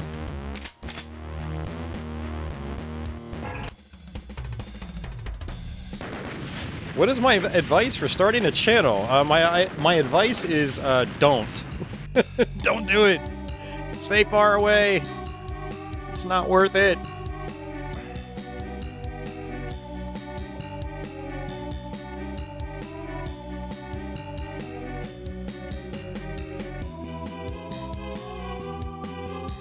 I mean, I guess, you know, I'd say right now the core is quite good. Obviously, there's going to be room for improvement.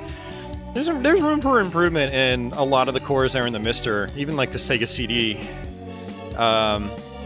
where its performance, I found, isn't 100% accurate to real hardware. Like, some parts actually move a little bit faster and smoother than on real hardware, but I mean, I played a lot of stuff on 32X on it, and it's been awesome on the Mister, so I think, now, granted, I haven't played every game, so there might be some games that are, like, super glitched out, but like, the stuff I've played has been really strong, so... But, yeah, it's still a work in progress, and it will continue to improve for sure. Yeah, exactly, Agostino. It's, not all of it is perfect. Okay, map 8. But, yeah, you get so many retro consoles in that one little box, and, they are fantastic. So, yeah, we'll go here first.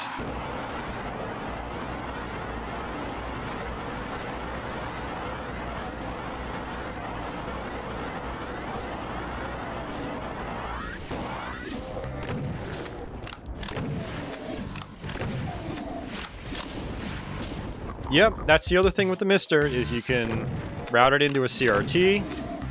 You can route it, well, depending on what, like, I/O board you have.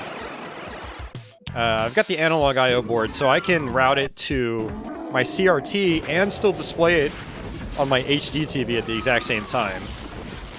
So I can basically run it into my capture card for streaming, and then still play it on my consumer CRTs. It's great.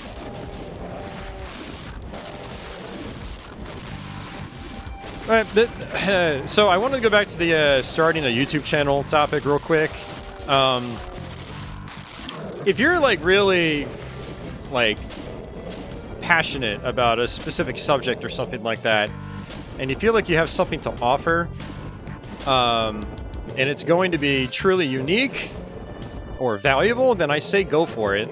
But you have to be aware that unless you get insanely lucky, you're probably not going to get anybody watching. And if you put a lot of effort into a topic and, you know, do some really good editing, there's a possibility all your work might be for nothing. So it is a risk. But if you just enjoy it and you're just happy with it regardless, then I say, you know, do whatever you feel like. If you do want to make YouTube content, I highly recommend, and if you want to take it seriously, and this is what I would have done differently, but YouTube was at a very different place when I started, and this is actually a bad position to be in, is make the best content possible. Oh, yes, let me through here, thank you. You want to make the best content possible with the, you know, best production values right out of the gate. You don't want to, you know, just put out the crappiest thing any kindergartner can.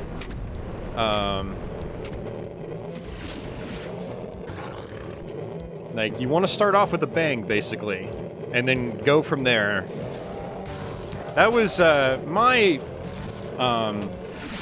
biggest mistake. But I wouldn't even call it a mistake, because, again, YouTube was different when I started. You know, we're talking 2009. YouTube was only a couple years old by that point.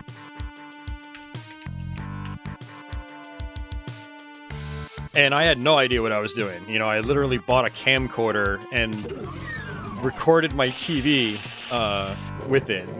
That's how I did my original videos. I had no idea how to speak on camera or anything like that.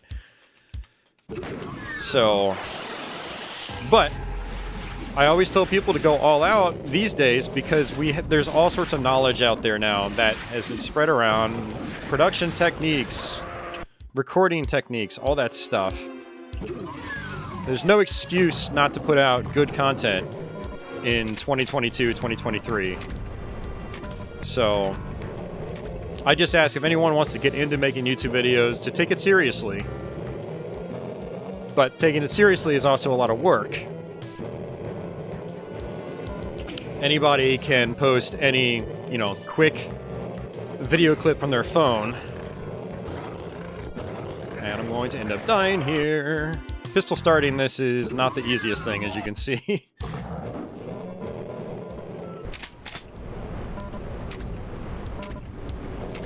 But yeah, hopefully that was helpful.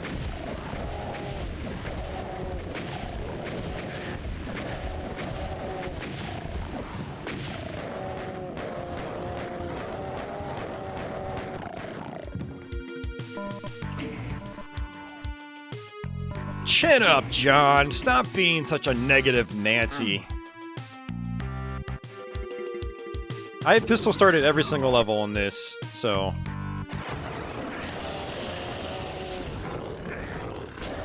Turn around, turn around, turn around. Ah. Another enemy that doesn't want to aggro.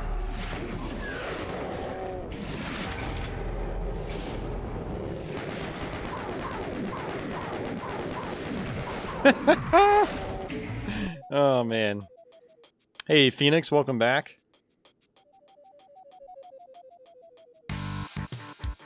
Dean says, have you heard that Atari has made a new console a little while ago? I mean, it's not really a console. It's a glorified PC in a box, but yeah, I mean, they did release it. It's called the VCS. It's been out for a couple of years now. It is, might even be discontinued. There were reports this past week where they were ending manufacturing. Now, there weren't any specifics if, like, they were just moving to a different manufacturer, but it hasn't been selling very well, and for obvious reasons. I mean, there are... it's not a great device from what I've seen for the price, unfortunately.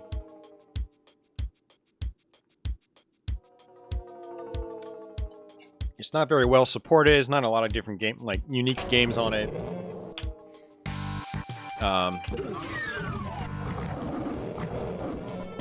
So as of doing this stream at the end of 2022, the VCS may even be no more. We don't know quite yet, but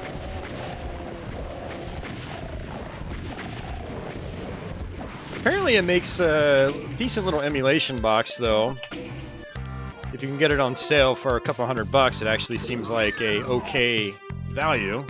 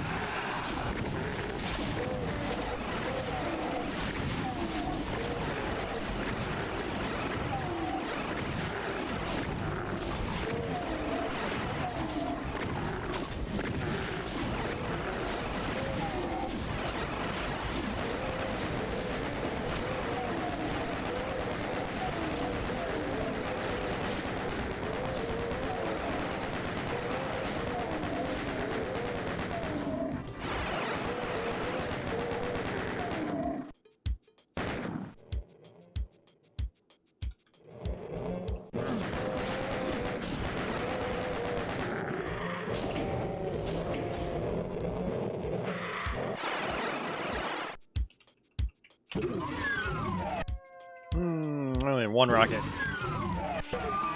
Let's close that door. I don't want to wake up those enemies. Actually, you know what? Has this opened up yet? Nope.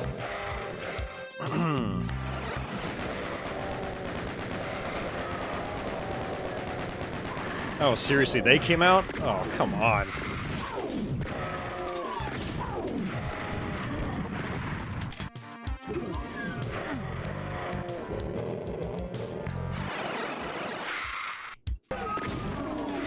Ah, crap.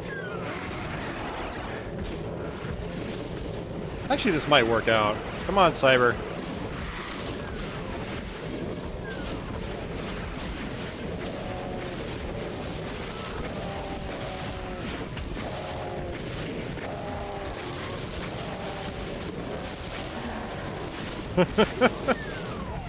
Woo-wee.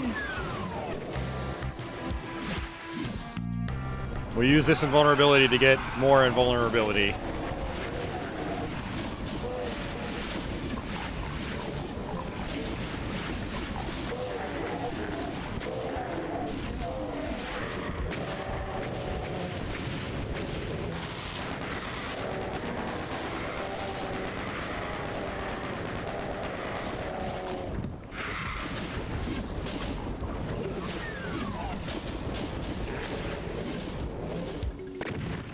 I still haven't opened that yet.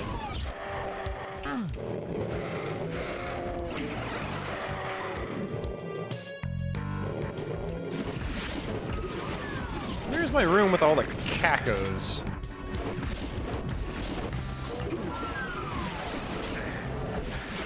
It's gotta be this one. There we go.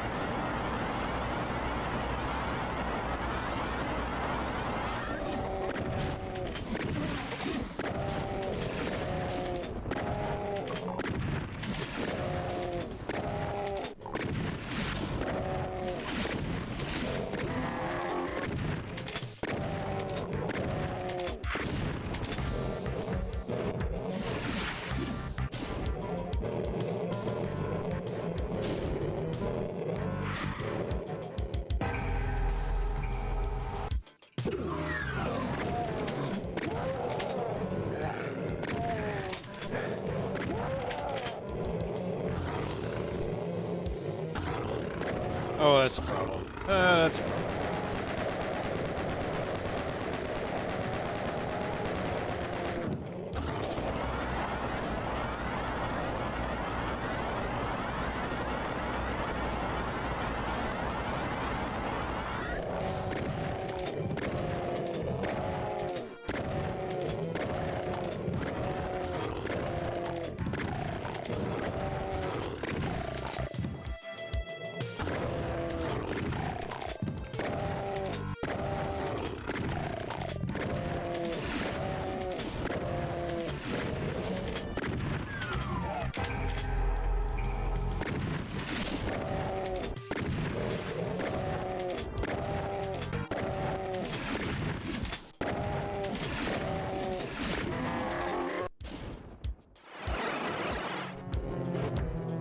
That cyber is still in there.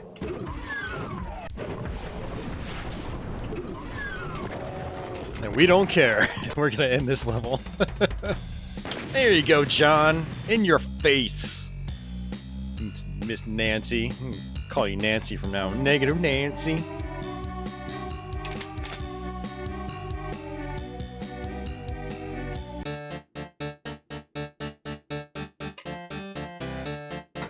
Oh, man. Alright, what level are we on? Map 9. Alright, so we have 2 more levels. This one and the next one.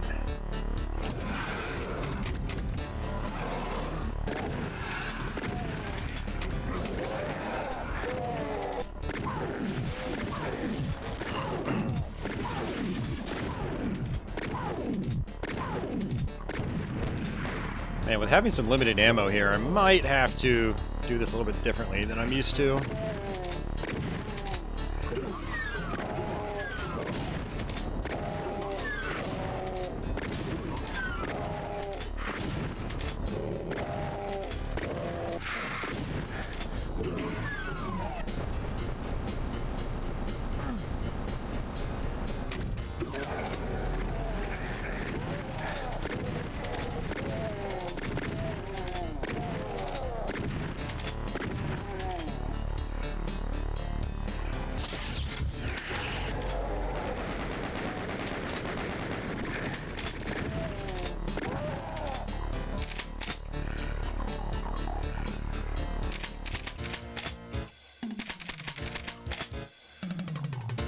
Thanks for the GGs, guys. I appreciate that.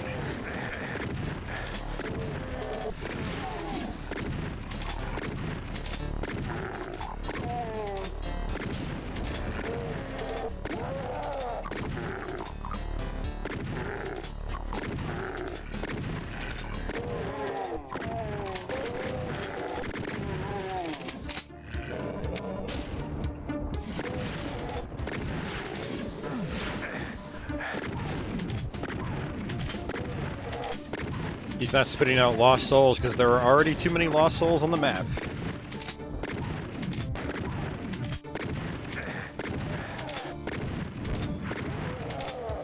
Classic Doom does have a limit, a hard limit on lost souls.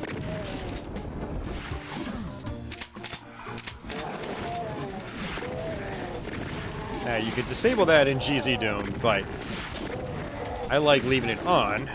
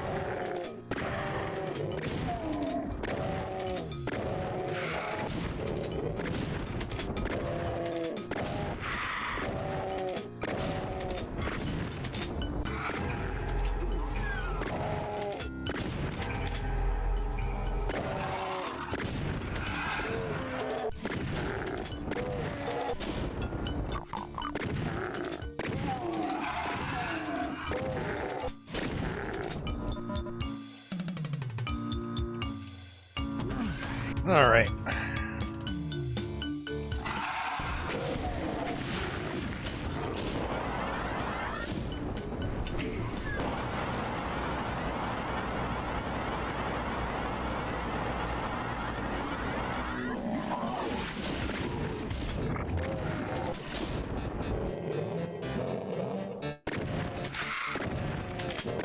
Hey, Quake Nerd. Alright, see you, Stexor. Have a good night. Adam says, I might be a little festive right now.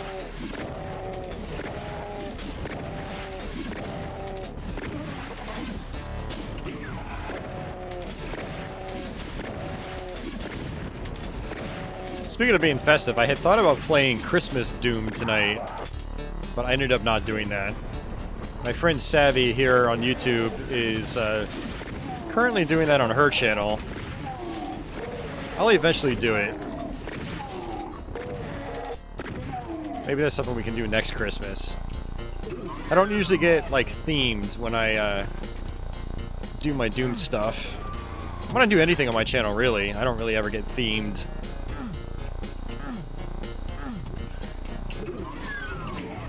But it could be fun to do that, eventually.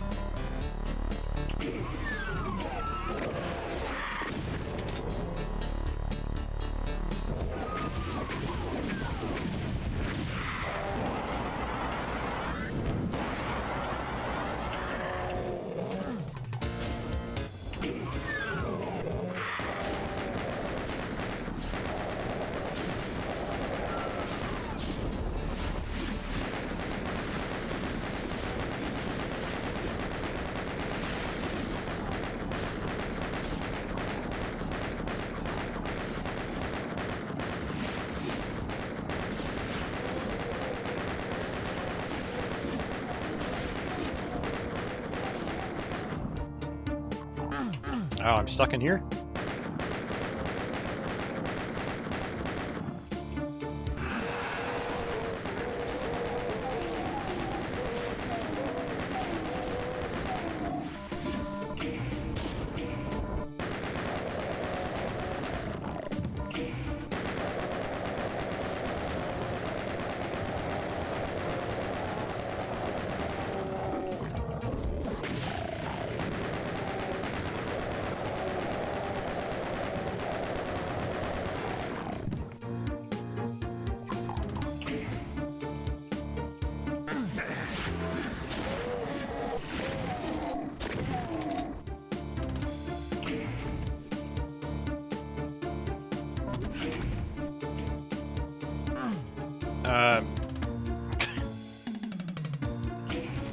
Doing something wrong here.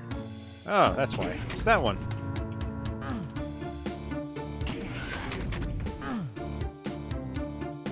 Hey, Master Cheese. Welcome back.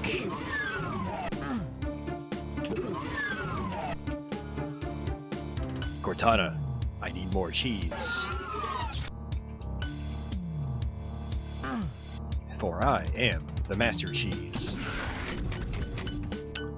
Oh, you know what? I could technically exit now. Yeah, let's do it.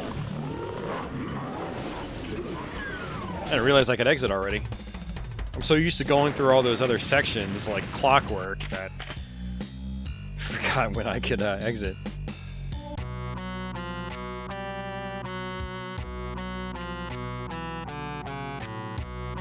Alright, refueling base. This is our last one, and we'll switch over to some other stuff. We're going for a little over 2 hours. Do some harder WADs.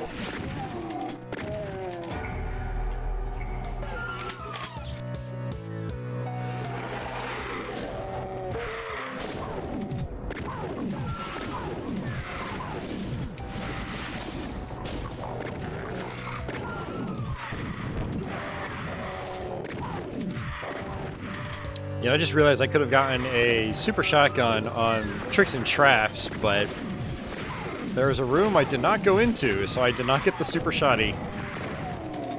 So we're doing this level with just the regular shotgun.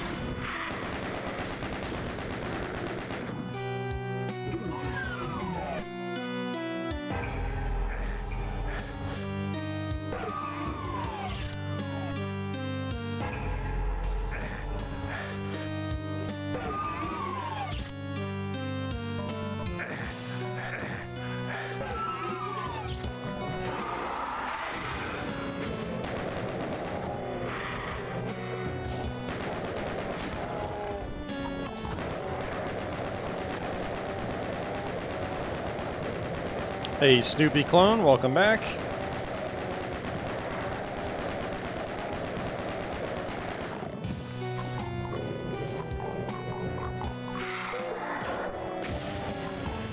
Oh, Carl, I got that collection as well, but for PS4. I got that. I got the Castlevania Requiem physical for PS4, and I got Quake physical for PS5.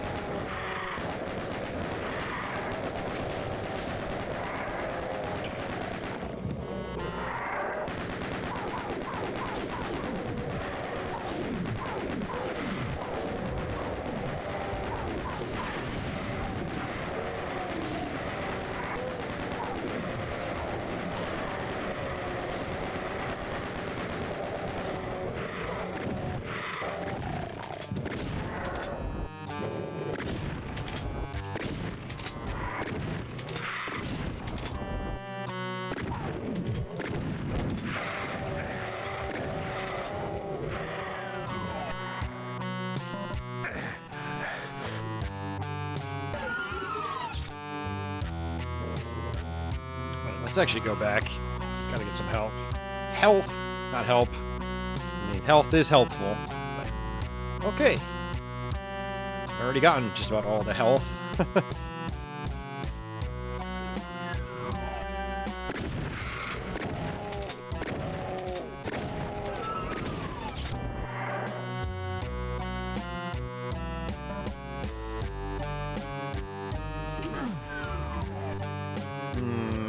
That'll be too dangerous. I don't want to go in there just yet.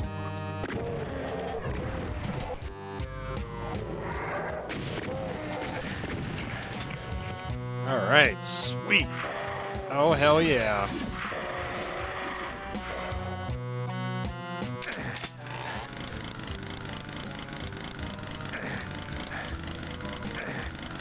Where's Negative Nancy when we need her? He's gonna die! We might have to redo this again! Oh no!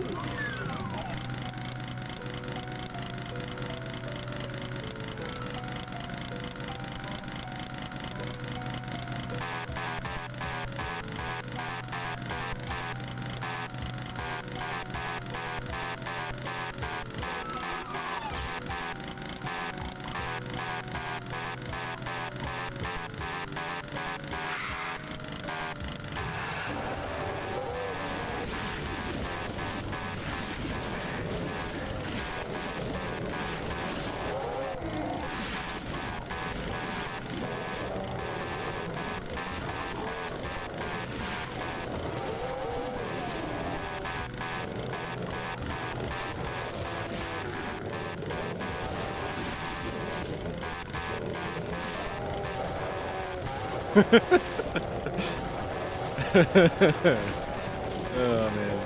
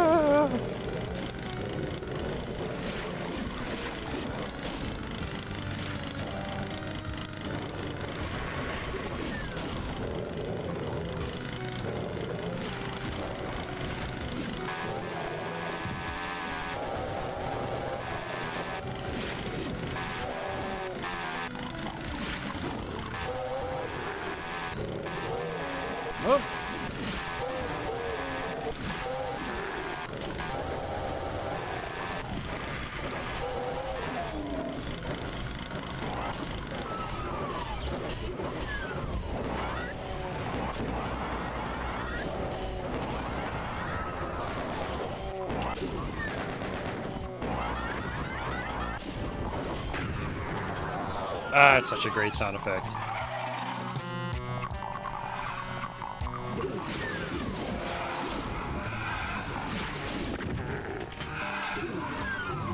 Hey, hey, hey!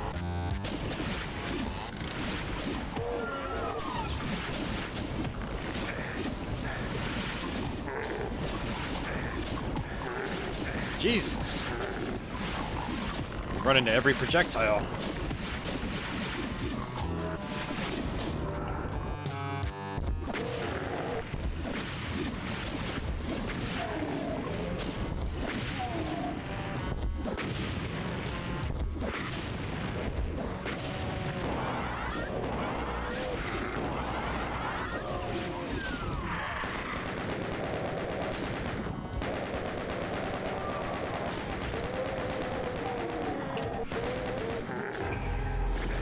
Uh-oh.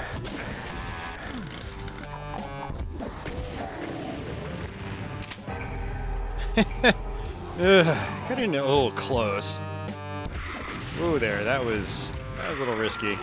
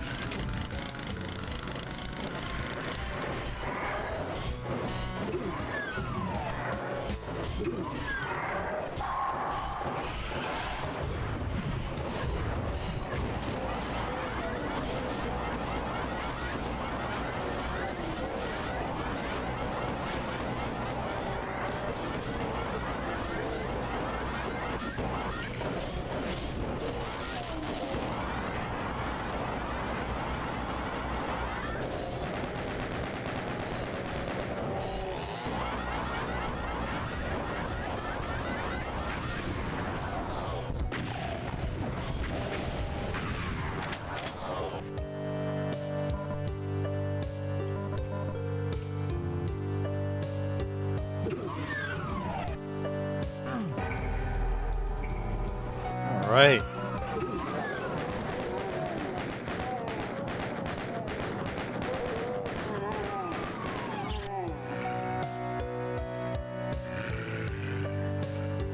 The chainsaw makes an epic beat.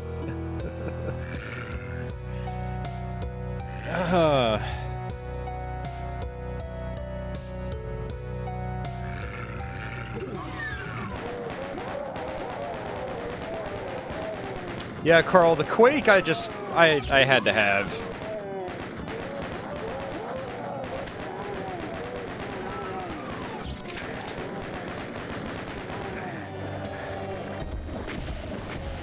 You know what was really funny and also equally annoying about the Quake?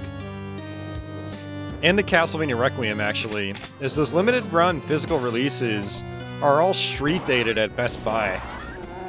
Best Buy got them early, put them out on the shelf, let the customers bring them up to the register, and their system will not let you sell something that is street dated. They will not let you sell it ahead of time. So I couldn't freaking buy Quake or Castlevania Requiem in physical form, even though they're already available digitally, because they have a freaking street date. It's so stupid, man. I'm like sitting there like, are you gotta be kidding me? You know, I get it for like a AAA release, but these games have been like Quake has been available for years now. It's same with Castlevania Requiem. Like you can go buy it digitally right now. And we had to give them back the physical copies when we went to buy them, and yeah, had to come back like a week later because some idiot put them out on the sales floor.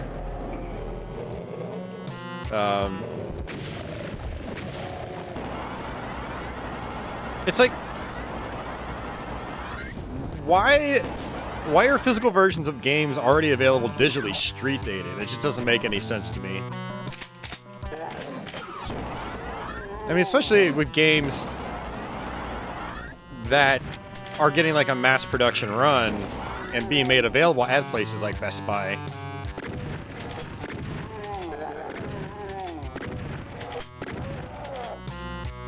It's just, I don't know. It was really annoying. But yeah, I already have all those games digitally. But, you know, they're some of my favorite games of all time. And I wanted to have at least one physical version of each. I mean, especially the Castlevanias. You know, that was obviously a no-brainer. Castlevania, Quake, Doom. The Doom I would have held off on, because I do think it's a little expensive, considering I own it on, like, every system under the sun.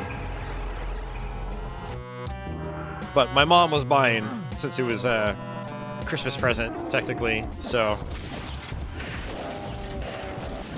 Ooh, got a two-shot on him. Nice.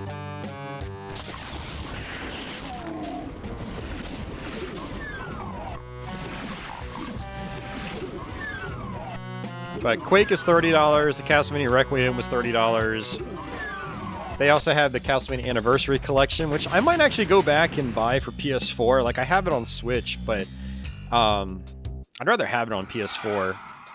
Alright, so this is map 11, guys. We are done. YouTube Xmas 2022. So we are going to try to figure out what I'm going to play next.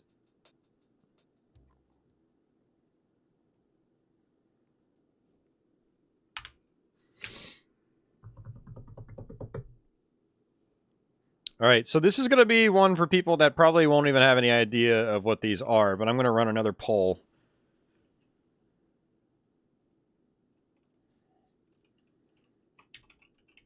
Oops, wrong keyboard.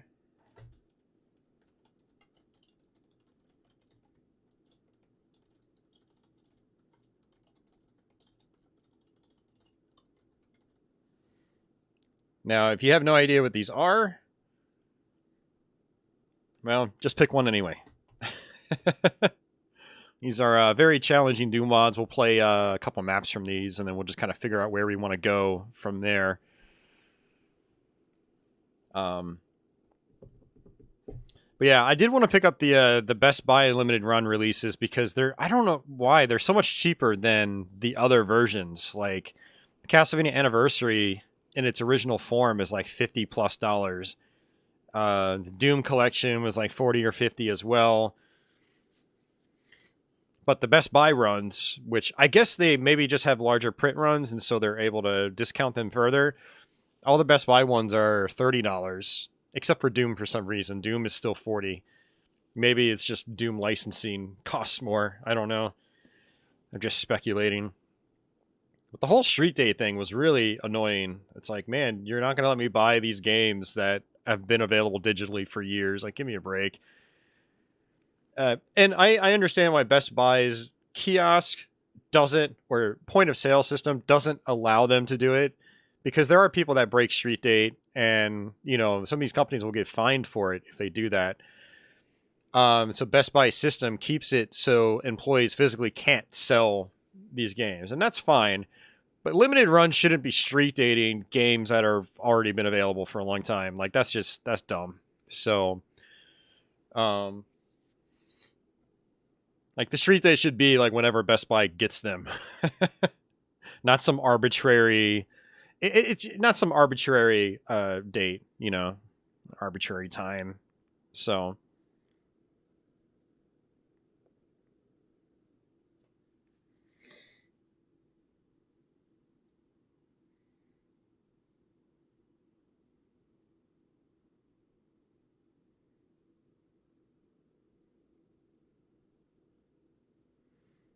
Yeah, I get you, Carl. Like, the production times and the pre-order, then production, then actual shipping and release times for limited runs games is definitely weird. But they do a mix of stuff now. It's not just the pre-order stuff. They do, you know, they do like larger runs of games now and ship them out to retailers, which I want to see more of. I want to see them be more like a standard retailer. Like, stuff like Doom and Quake is going to sell. Castlevania is going to sell. They did runs of, you know, Bloodstained Curse of the Moon 2 as well. I picked up one of those a few months back, $30 on PS4, brand new. So, You get better deals when they do the larger runs at Best Buy, and then you can just walk out to your local store, buy them. You know, you're supporting your local businesses. I mean, Best Buy is a huge nationwide company, but still, you know, I like being able to go out to a retail store and buy it in person and walk home and just play it that same day. That's what I prefer to do when I want to buy video games. I usually want to play them right away. I don't want to wait for them. So.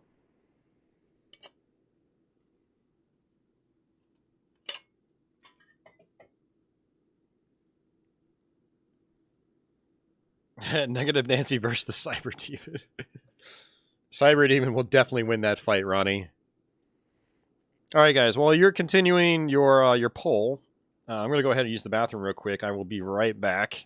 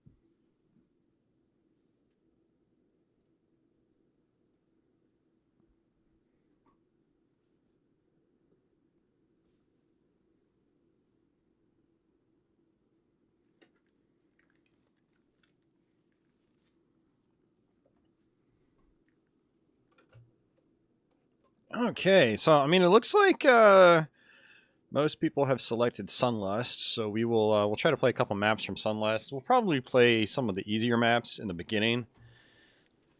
They're really good maps, but man, Sunlust gets like really hard. So let's go ahead and end that poll. Thanks, guys, for participating in that. I might just end up playing some Sunder afterwards. 22 votes. All right, let's do a little bit of Sunlust.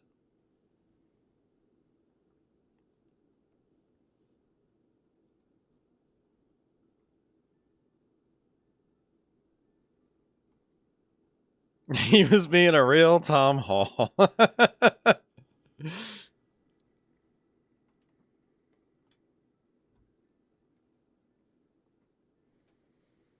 All right.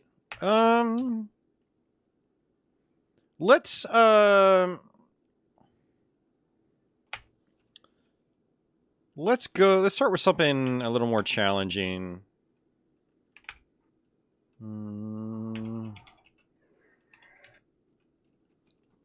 some Castlevania 64 music. Whoops. All right, there we go. Now we will be quick saving on this one.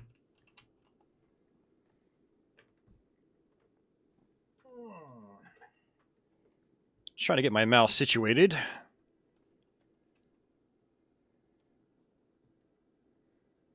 and get my audio situated. Here we go. Tom says Sunlust is evil.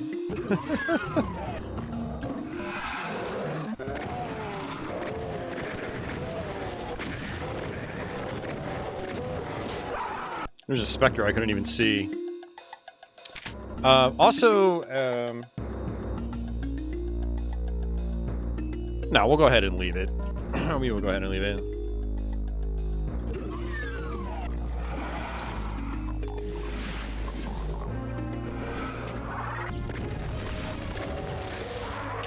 Okay. Good start.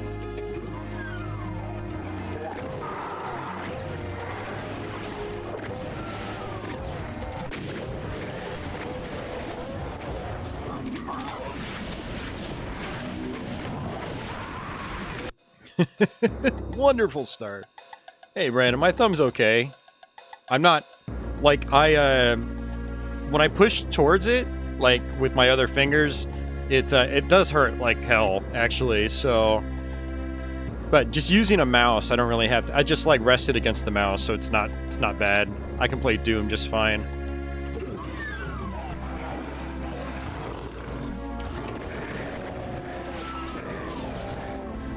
Ah.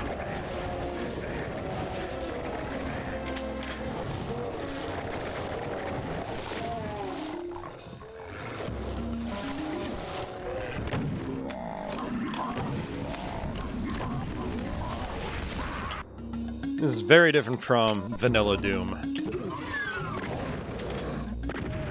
This is probably what I need to do, is just sit in here for a minute.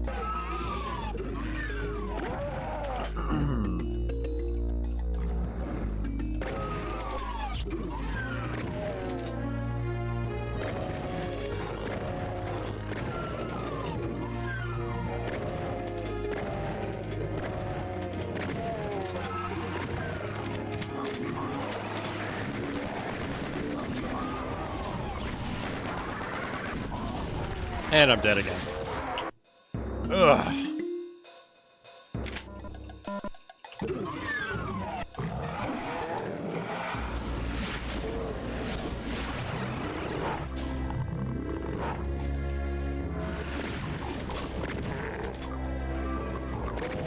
I'm trying to remember how we would normally start this map. Normally... Well, I do pistol start this occasionally.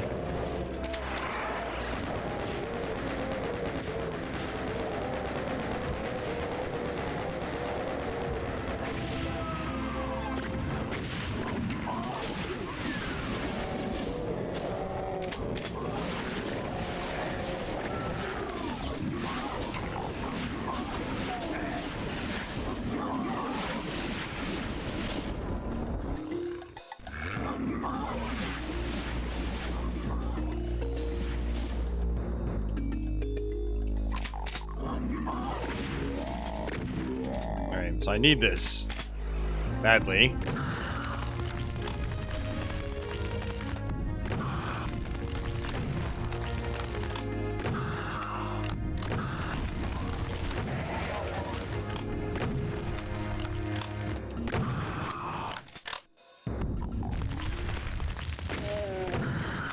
Nice.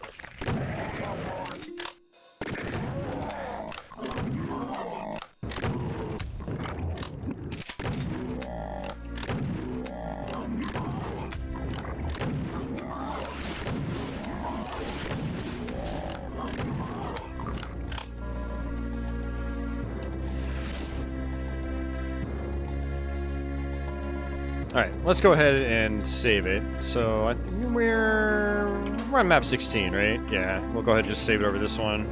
Oh, that's Sunder. Durr. Sunlust. Map or 16. There we go.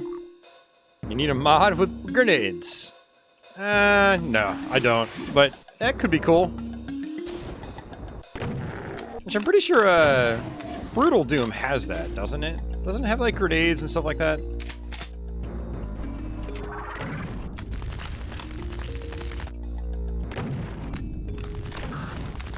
That is something I still have not covered on my channel. That I am long overdue on. That's not true. I did a video a long time ago of a really, really, really old version of Brutal Doom. That was 2011, 2012. It's been a long, long time.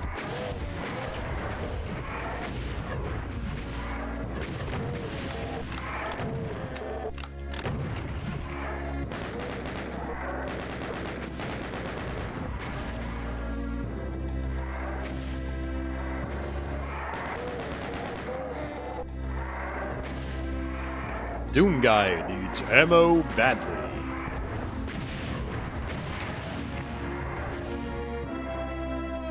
There we go.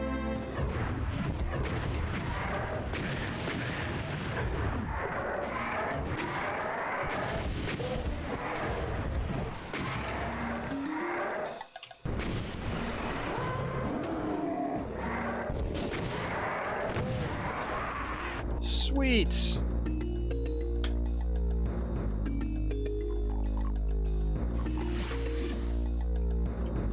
So I need that yellow key.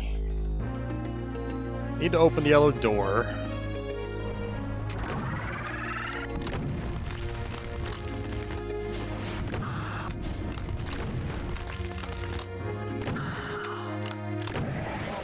I really want to open the yellow door so I can trigger the cyber demon that's in there.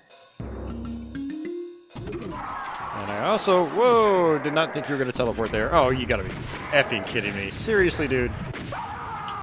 Ugh. Yeah, so if you come here... Megasphere.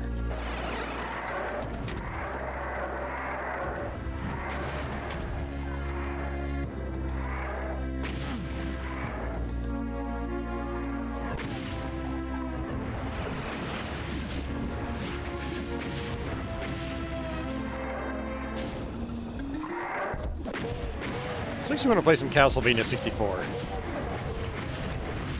I've actually been wanting to play that since October.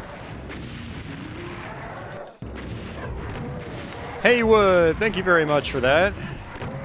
How are you doing tonight?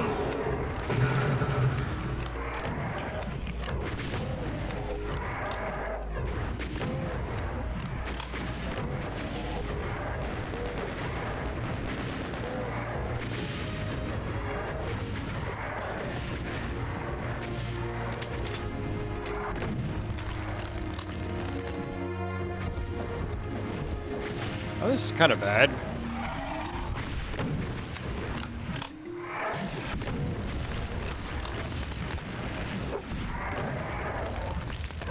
Woo-wee!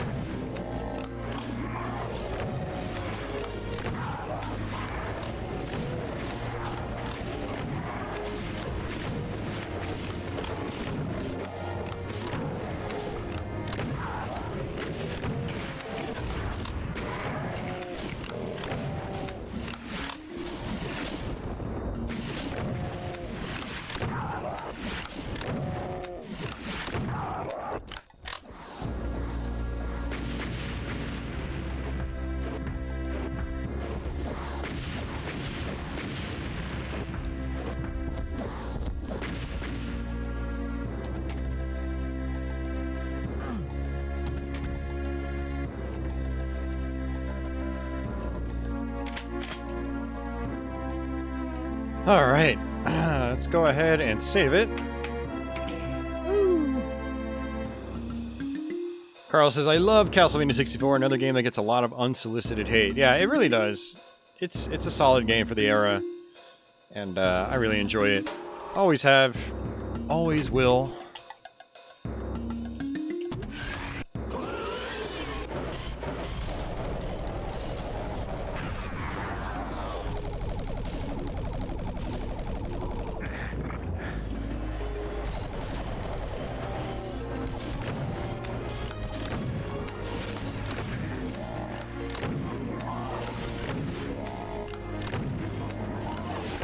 Man, how many shots are you gonna take?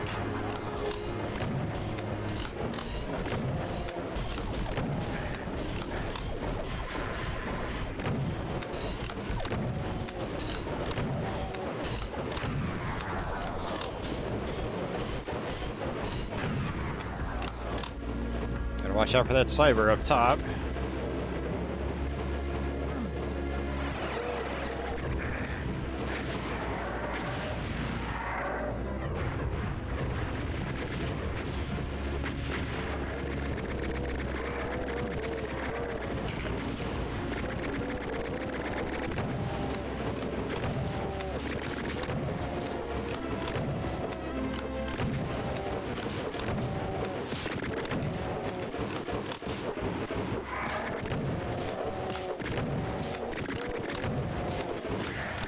Nice. Thanks, Revenant. You're my best friend. Not really. Which side do I want to go to first?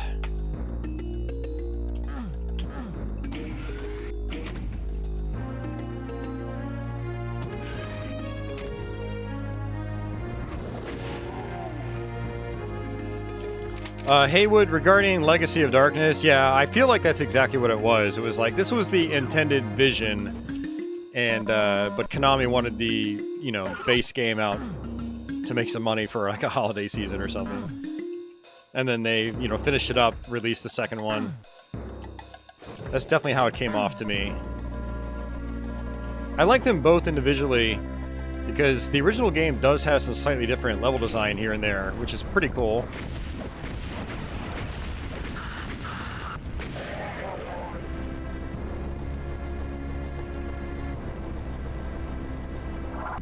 Another one.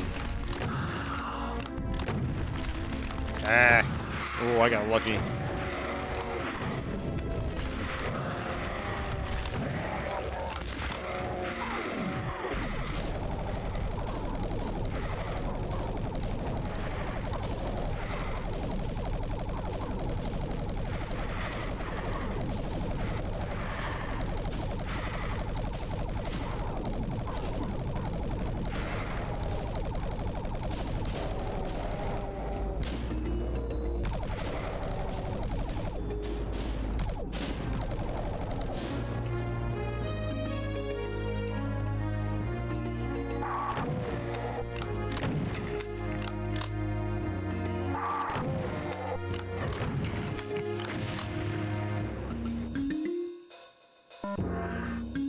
I've got all the keys. That cyber is still up top. That's right, I have to go this way. Forgot there's two types of keys in Sunlust.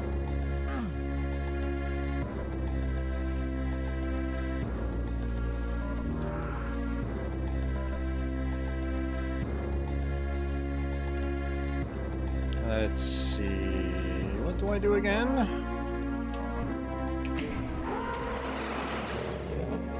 There we go.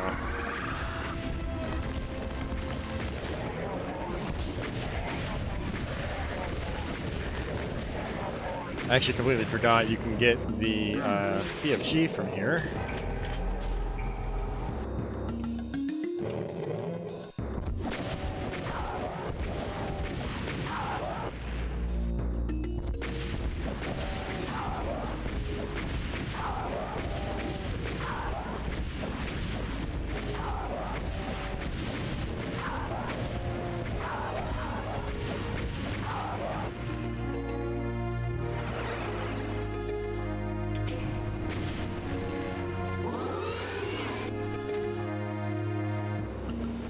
we're going to use said BFG. Hey, DJ. Imagine a universe where Doom Guy befriends a Revenant.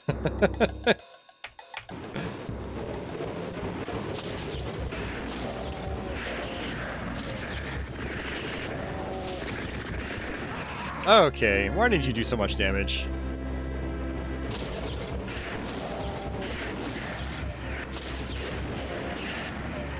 That's a little more like it.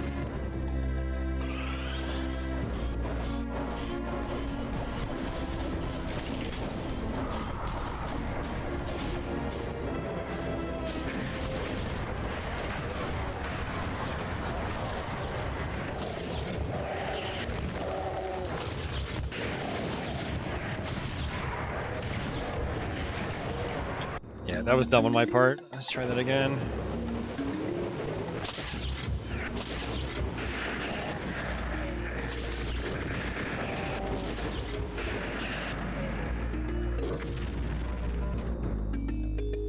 You really need to get rid of the Archviles first and foremost.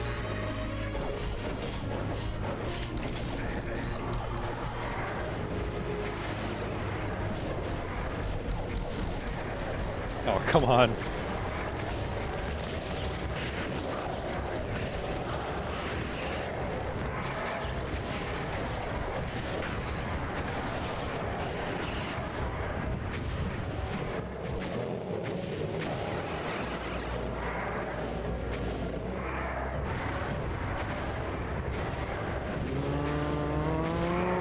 I'm trying to see if there's still an Archvile, but I don't think I see him running around. Nope, he is there. I'm dead. He was in the middle.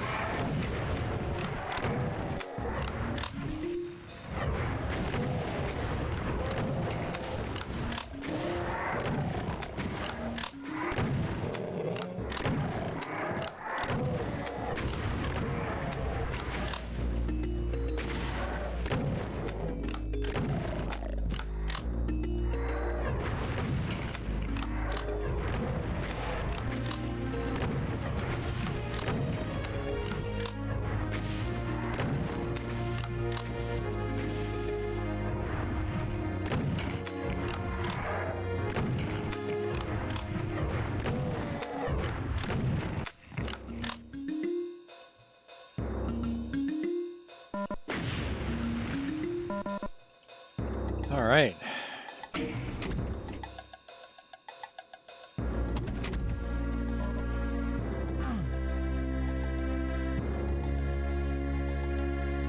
What are you talking about a falling out, Haywood? I don't know. You always ask him about him when you come to my stream. Why don't you ask him? Like, he seems like he's doing fine. We chat occasionally. It's not like we're arch enemies or anything. Like, don't read too much into it. We had creative differences. We don't do a podcast anymore, but we still follow each other, and yeah, I don't want to talk anymore about it, honestly. But yes. Fudge, man! See, that's what happens when you distract me with dumb things like that. I have to do this whole section over again. Yeah, just let it die. And if you're really that interested in talking about him, or, sorry, about his well-being, just ask him. Go reach out on Twitter. He still checks Twitter. He still posts stuff. Like...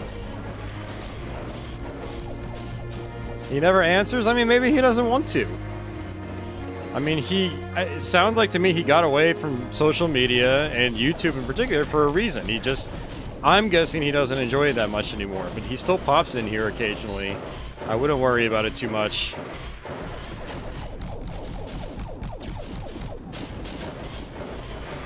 I'm just getting kind of tired of being the messenger boy all the time. You know what I mean? Like, I've got my own stuff to worry about. He's got his own stuff to worry about. But I assure you, he's probably fine. I mean, he was posting on Twitter just the other day.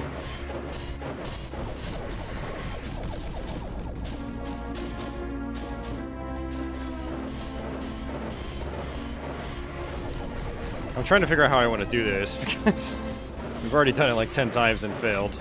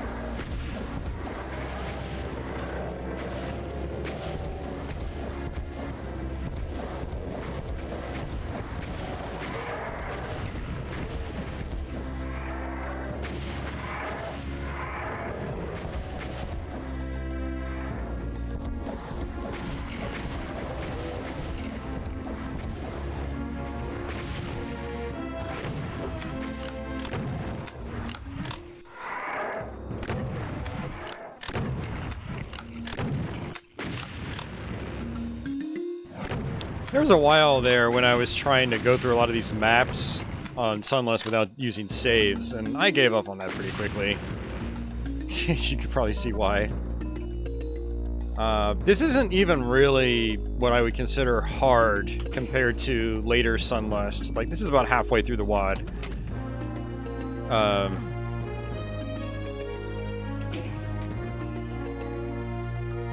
But there's still enough RNG to where it's rough.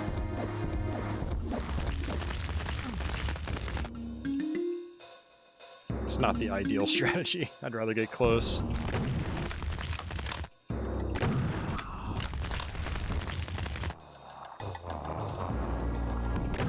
I mean, that's absolutely probably a huge part of it, Ego. He probably decided that YouTube was not his main motivator in life anymore, and that's perfectly fair.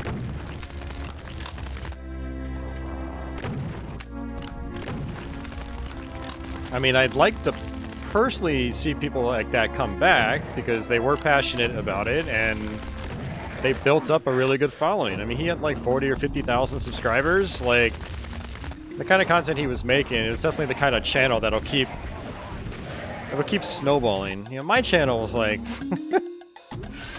it's like, I'm glad I have... you know, I always tell people this when, like, you know, they ask me about my YouTube channel. Like, oh, you do YouTube and stuff? I'm like, yeah, it's kind of like a hobby, and it's whatever. It hasn't grown to where I want it to be, blah, blah, blah. I mean, I'm still at 13,000 subs after 13 years. I mean, that averages out to 1,000 a year. That's not very good averages. And when he stopped making videos, that was several years ago now, and you know, he was sitting at like 40 something, maybe 50 something. He's probably a lot more now. Some YouTube channels, some essay style, retrospective style YouTube channels, they tend to continue to grow even when you're not even making content. I don't know, if my channel got to that point, I would totally like keep pursuing it, because it just seems like it's a thing that would likely snowball at that subscriber level. But I don't know, everyone, you know, to each their own.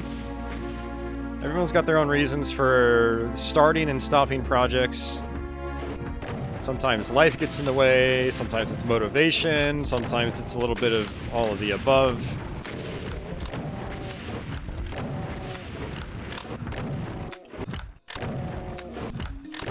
And you guys got to remember that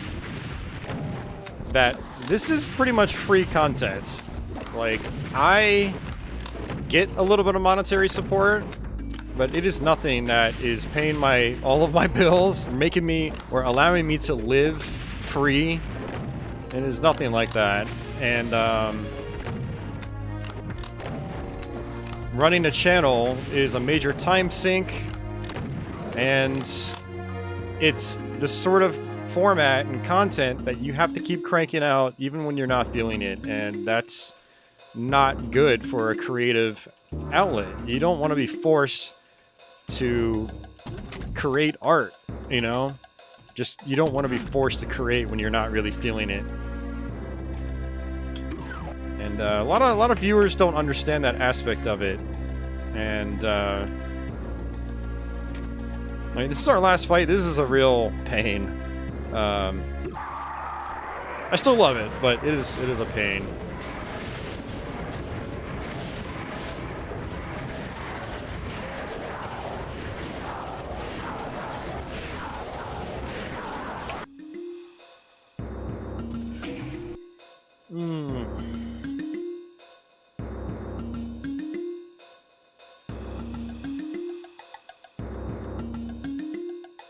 Yeah, I mean, I understand, Haywood, but I mean, you and I personally, one-on-one, this is from me to you, is that we've been back and forth on this topic for a long time. So, I mean, I don't think we need to be going back and forth about it anymore. I mean, my answer is going to always be the same. And I'm just letting him live his life. So, but yeah.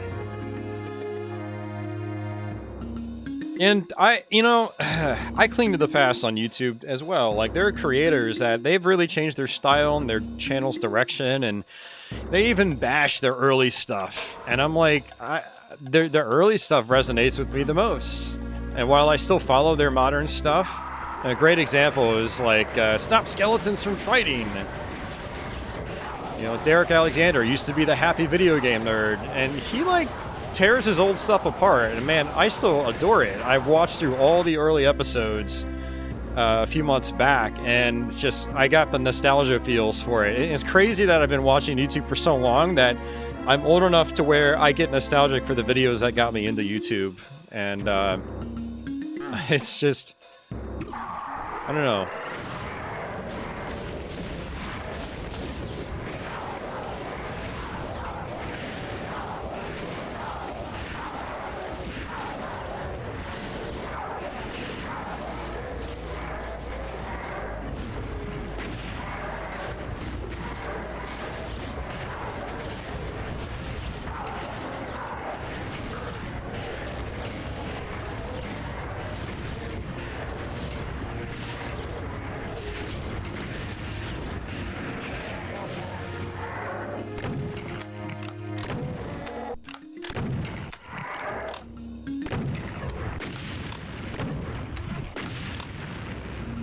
Yeah, so I totally long for the old days of YouTube, where there's a lot of content I watched that just felt like it wasn't trying to like it wasn't trying to adhere to an algorithm. It wasn't trying to get tons of views. It just had a lot of heart. It was still entertaining too, but it's that heart I miss, and I don't see it in a lot of content from creators that I followed a long time ago.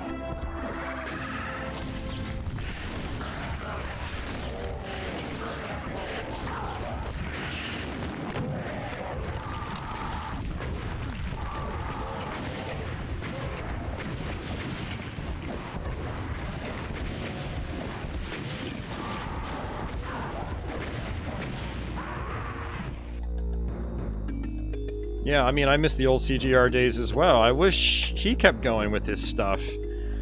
I mean, I guess he's still technically posting every now and then, but it's not retro gaming related or anything like that. And that's another story, actually.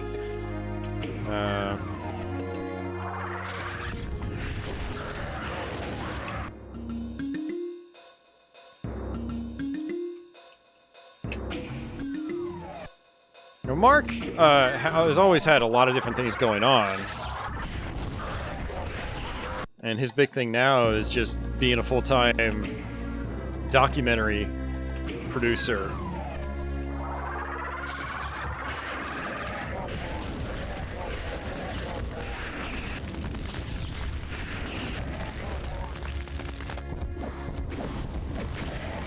But there were a bunch of YouTube scares back in the day.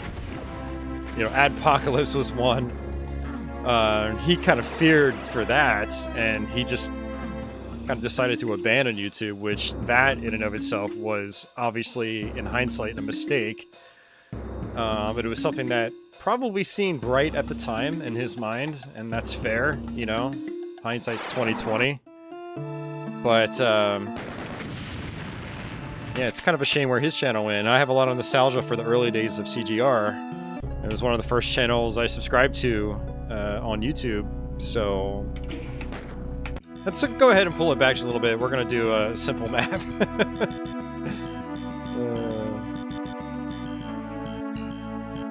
But, like, you know, Chris and I in particular, we did a podcast. We did, like, 70 episodes, I think. And that was several years of my life. Just that whole thing just got tiresome. I got tired of editing it. I could never tell how many people were actually listening. You know, that was kind of a big issue for me. And ultimately, I just kind of got bored of it. And people split ways for one reason or another. Don't really need to get into details, but then they sometimes make back up, and, you know, it's almost like nothing ever happens, so... And remain on good terms, and that's just kind of like where I'm at with a lot of people right now. And I just say, I just want to say, like, I appreciate anyone that did listen to the old podcast, but it's in the past. There's plenty of other great shows to listen to now. And, yeah.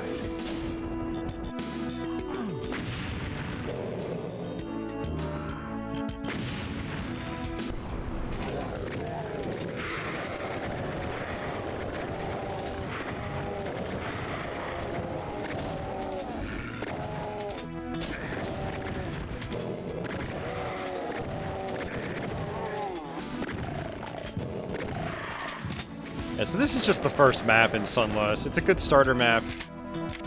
It still has a little bit of teeth to it. But it's, you know, not too bad.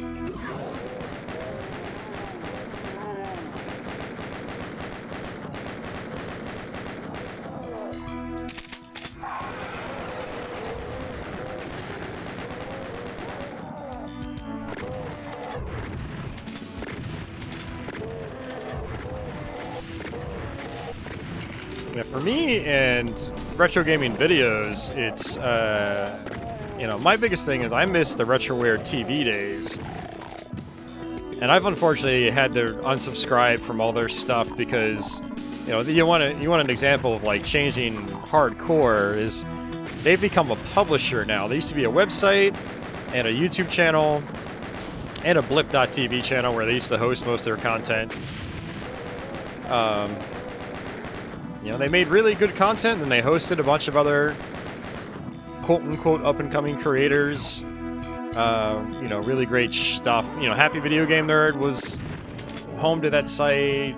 16-Bit Gems was a great one. I always look forward to every episode, and then he turned into a podcast eventually and then just stopped making content altogether. It's just, you know, with this YouTube stuff, it's people aren't doing it full time, especially in retro. Most people aren't doing it full time, and it's hard for them to justify continue going, you know, to continue doing what they do. RetroWare TV, they tried to reboot the website after a while and just never found that spark again and all that interest. You know, they had kind of hit right place, right time in the early days of internet video. I think My Life in Gaming even started on RetroWare TV, and now they're a huge channel now. Well, huge by retro standards. 300, 400... Actually, they have way more than that. They have, I don't remember how many hundreds of thousands of subscribers they have, but it's a lot. And, but I miss those early days of RetroWare TV. Like, you could even do user submissions. You know, my early scripted stuff, you know, I got on their website, which was awesome. And I have a lot of fond memories about that. I met, you know, some people I still know today, like Retro Kevin, Retroactive Kevin. I met him through that site. He was a featured creator there ages ago. And, yeah, man, I miss those days. And I go back and I watch that old content, and again, I feel like there's a spark there that you just don't see with a lot of content anymore. Everyone's beholden to the YouTube grind. Everyone that tries to take the platform seriously anyway.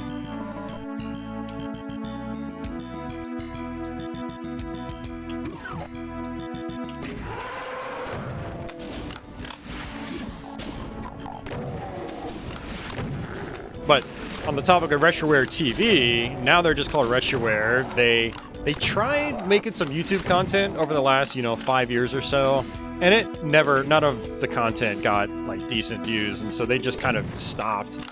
And both the guys that run that site have families, kids, all that stuff. So, you know, they're working adults, professional careers.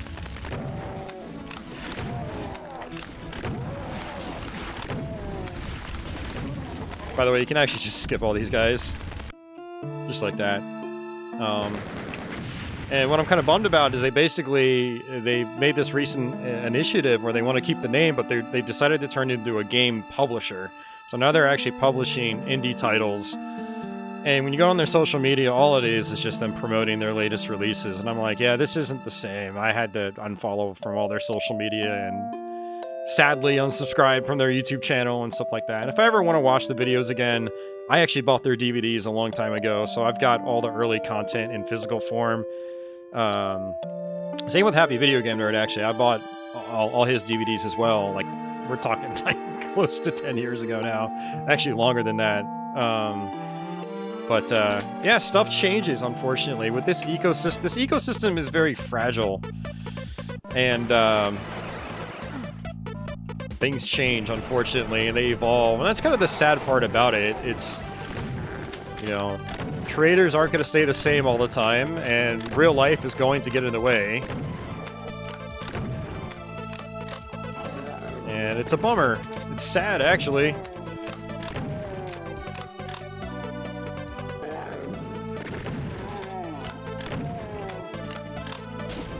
Yeah, this is level 2.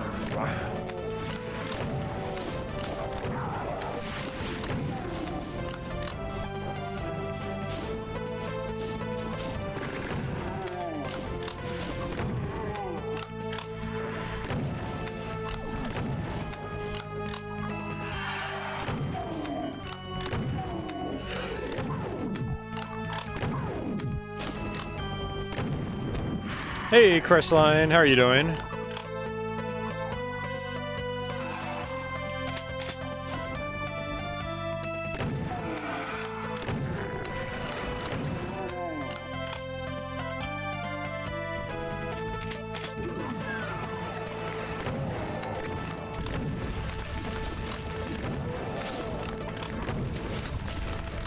you know, and like regarding Retroware, it's like, well, you know, I wish them luck on their future endeavors, but it kind of, in a way, it almost like taints the name.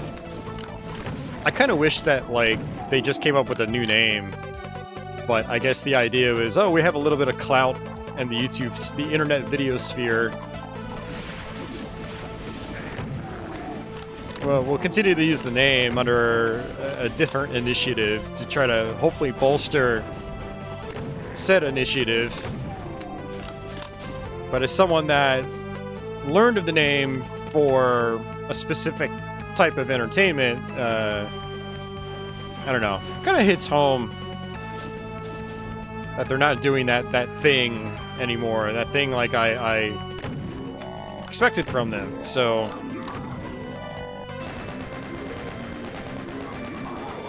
Very similar to, like, YouTube creators that,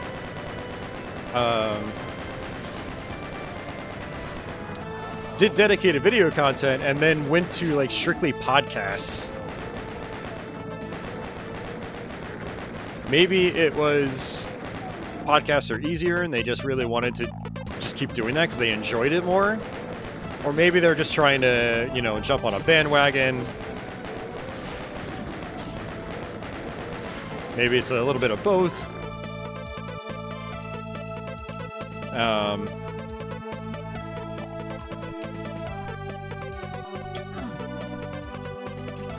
But, you know, like 16-Bit Gems was one of those channels that basically went the podcast route, never went back, and it's a real shame because his videos were awesome. Like, Haywood, thank you very much for that. Thank you much for that. Nope. Not Let's Playing the Lone Ranger. I don't like that game, sorry. This is why you don't request things, because I'm just gonna throw it right back in your face.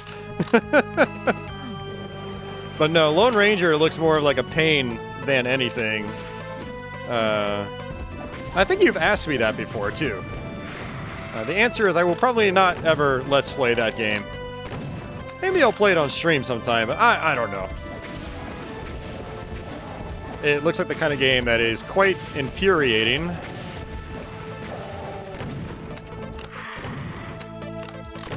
Says the guy who's playing Sunlust.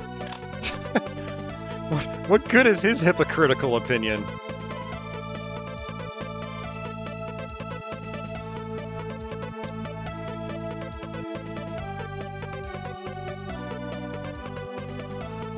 Alright. I got... Whoa. Okay. Don't remember that. But Haywood, thanks again for that super chat. I do appreciate that. And yeah, I mean, there's like the cavern and underground sections in that game that just I've watched a bunch of people play and it does not look like it's up my alley, so you can probably not see me play that. And I don't force myself to play games I really don't want to play anymore. So I think I have to go back towards the beginning, actually.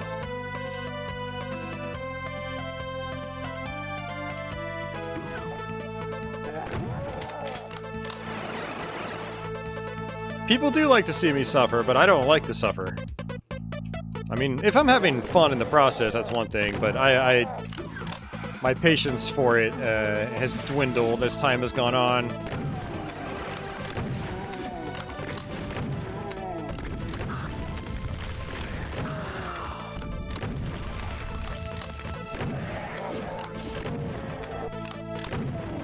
Or if I'm going to suffer, I'm going to choose how the suffering happens. Like, a couple nights ago, I decided to fire up Dark Souls 1 and do a pyromancer-only run. Basically, don't use anything other than pyromancy. And it was kind of a pain in the ass in the beginning. But I was still strangely having fun with it, despite it being frustrating.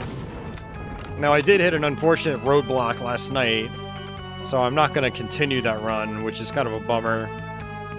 But overall, I was still mostly having fun, and so suffering, but kind of in a good sort of way.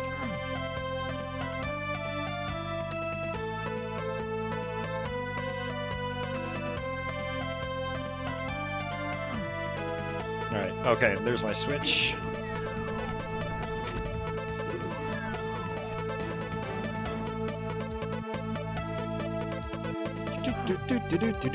This music is real happy. That's right, yellow door. Yellow door is up here.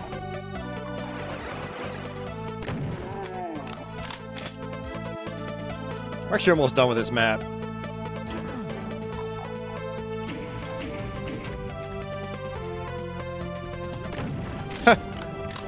Infinite height rears its ugly head. Oh, is that my only chance? Seriously?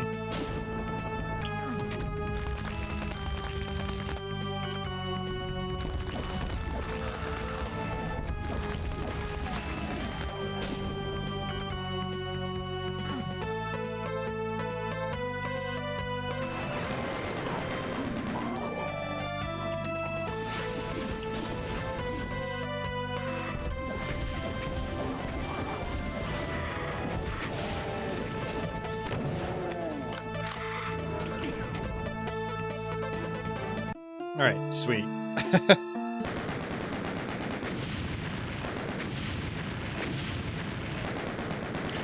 Shadow War of Succession. I do want to do like a bad 3DO game stream. I don't like pointing out all like I don't like how am I gonna say this? I don't like really focusing on a platform's bad aspects, like it's really bad games. I mean, there's plenty of other people on the internet that seem to want to live their lives based around that. And while it's good to know about that stuff, I don't think it's good to really focus on it, because I think it's more important to focus on like the good things a platform has to offer. And most platforms that were in the mainstream, available any big box retailer, you know, they have enough good on them to where you can just focus on that and there's plenty to cover. Like even the Jaguar, even the 3DO. CDI, you start getting into shaky ground because, like, yeah, there's some good stuff, but it's kind of like even the good stuff on CDI is quote-unquote good. So it becomes difficult to avoid the bad, but stuff like 3DO, Jaguar, 32X, there's more good than there is bad, in my opinion. And so I'd rather just focus on the good stuff, because so many people have focused on the bad for well over a decade on, you know, via internet video, and even longer if we're just talking about like retro gaming forums and stuff like that. But that said, I did do a like questionable Jaguar game stream. I don't know, about a year ago. It was like lesser Jaguar games that like were downright like trash or just kind of mediocre. Maybe some people will find lots of enjoyment in them. And I thought about maybe trying to do that for other systems. Like the 3DO would be a great one, because it does have a higher quantity of quote unquote bad games, or just games that might still be playable, but games with like really low production values because they were created by either people that had no idea what they were doing, or you know, there was basically no quality control on 3DO, so you know, anybody could just release any trash they want, which is why Plumbers Don't Wear Ties exists and is a full published retail release. So yeah, it's kind of interesting to dwell on, and Shadow War of Succession would definitely be one of those games I would try to cover on a stream like that. Yeah, I would definitely do that. I don't even think I have the latest Sunder on here. Man, I haven't used this PC for Doom stuff in a little while now I think about it. That's actually kind of interesting. Is it 2194? Oh no, it's 2206 is the latest on this hard drive.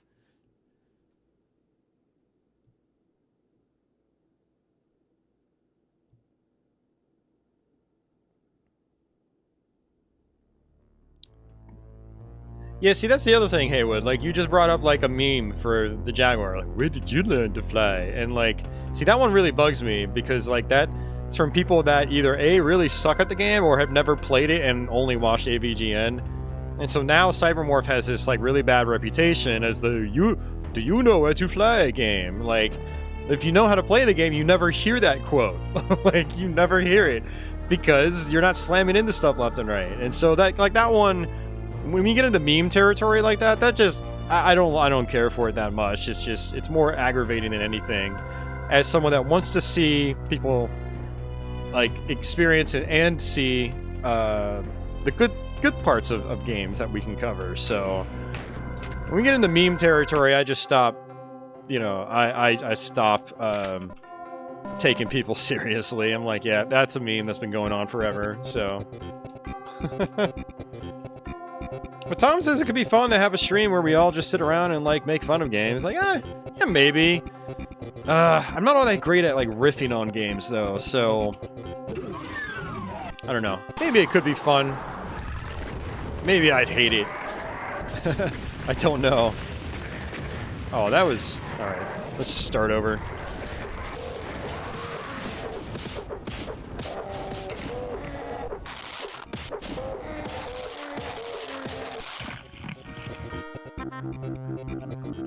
Yeah, I mean, Ronnie, like, yeah, James basing his career on focusing on the crap. The thing about that is it resonated with a lot of people. A lot of people saw truth in that because maybe that's actually what they experienced back in the day.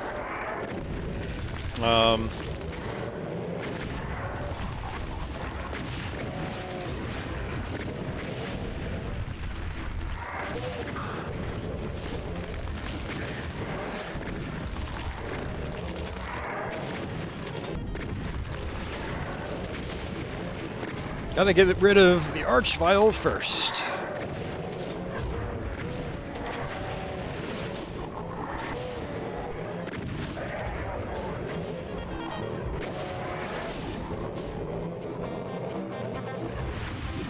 I'm trying to remember the last time I played this map on stream here. Honestly, it probably was not that long ago.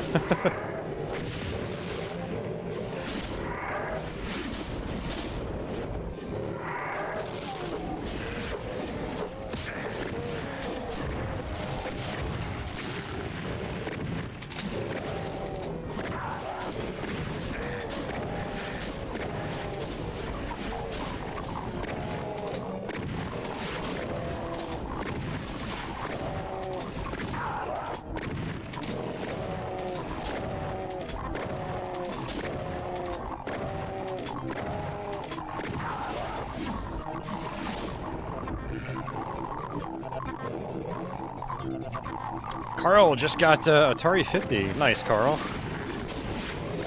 Yeah, the Jaguar emulator is apparently pretty good. And for anyone that wants to take a deeper dive into the Jaguar library manually, the emulator that's on that collection was released by the emulator author.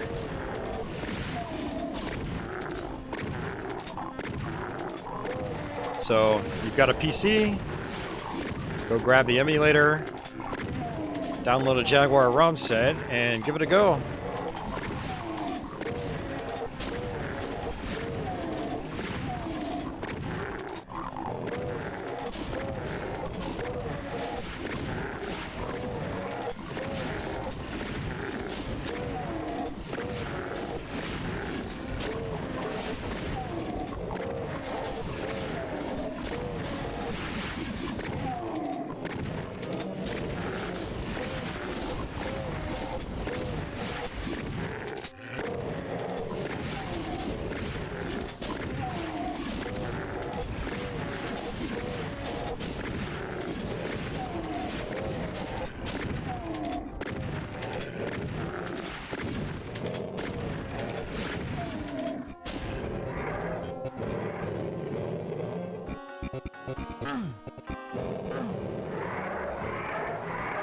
Alright, chain gun.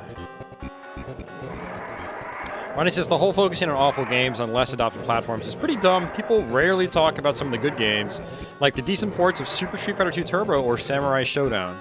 Yeah, I totally agree, Ronnie. The Samurai Showdown is kind of a weird territory for me because it's As someone that has, say, like a Neo Geo CD and access to other good versions of the game, it is a solid game for the time, but it's hard to go back to because of like how choppy it is compared to said other versions. But Super Street Fighter 2 Turbo is a fantastic title on 3DO. It holds up great. Highly recommended. But still, Samurai Shodown is a solid title in 3DO. Like, there's no way around it. But people don't really focus on stuff like that. They'd rather focus on plumbers don't wear ties.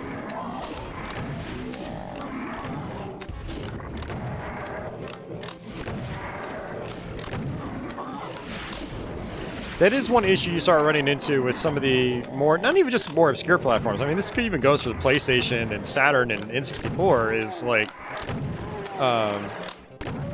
how redundant are lots of its games. It's like, yeah, it's got a good version of Samurai Shodown, but can you play better nowadays, easily accessible, without having to jump through hoops and own an obscure retro console? And so,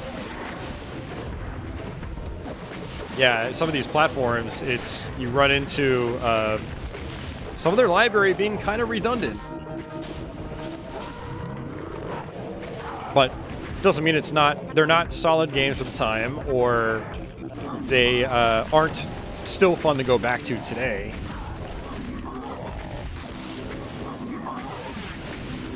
So it's basically like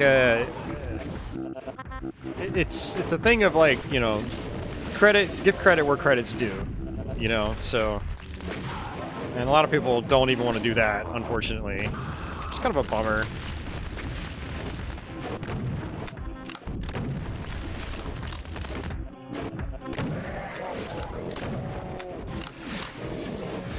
I want to leave that Cyber Demon in here.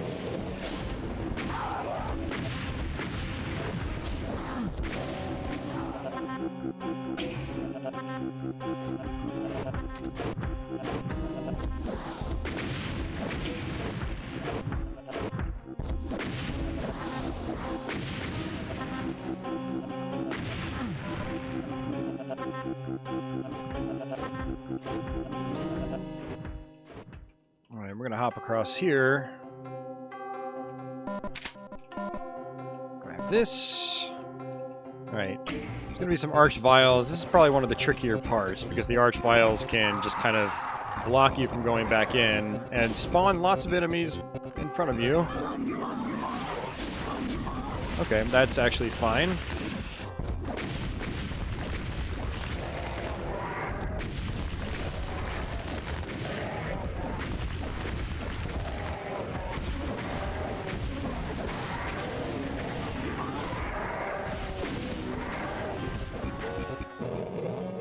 Wow, that was...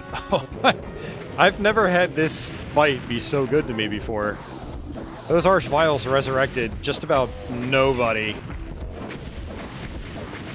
That's crazy.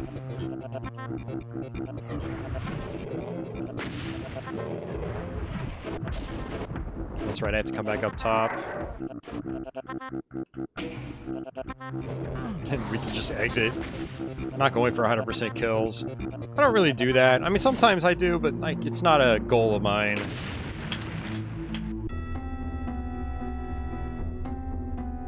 Carl says he likes Atari 50 so far. Just played a bit of Dark Chambers with 7800, one of the first games he had when he was a kid, when he had his 7800. Nice. Ronnie says, how about the stellar port of Wolfenstein 3D? How about Escape from Monster Manor? How about Starfighter? Yeah. Yeah, exactly. And even some of those games, you know, I'm not going to sit here and say Escape from Monster Manor is like a phenomenal game. It is very bare bones.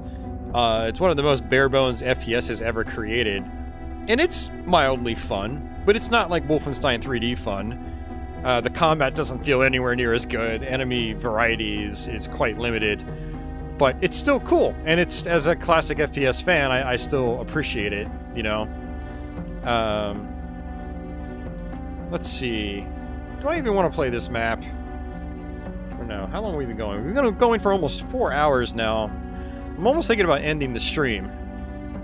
because I'm getting pretty hungry. I haven't actually eaten food in, had like a actual meal in a good 7 or 8 hours now.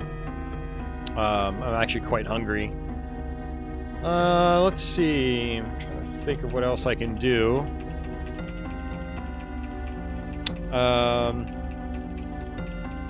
Yeah, I did buy actually a sub yesterday for this stream. I knew I'd have to get food halfway through. The original intent was to play all the way through PlayStation Doom, but obviously that didn't pan out because of getting mauled by my mom's cat. I was playing with her. I had given her catnip. It's not like she just came after me, you know, for grins because she hated me. No, she's a great cat. It's just I had my hand out when she was like swapping at one of her toys, and she got me really good on the right thumb. So,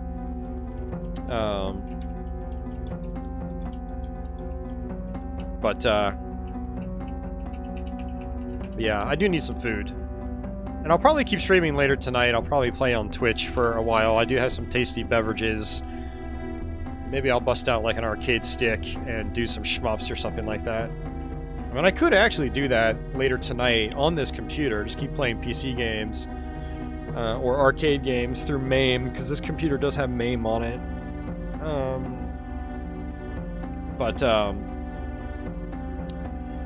Yeah. Well, it also doesn't help that this this music is very like do do do do do do do do do do do sad, depressing music. Sad, depressing music is sad and depressing. Of course, Tom. I mean, if I do MAME stuff, I'll absolutely play shmups, 100%.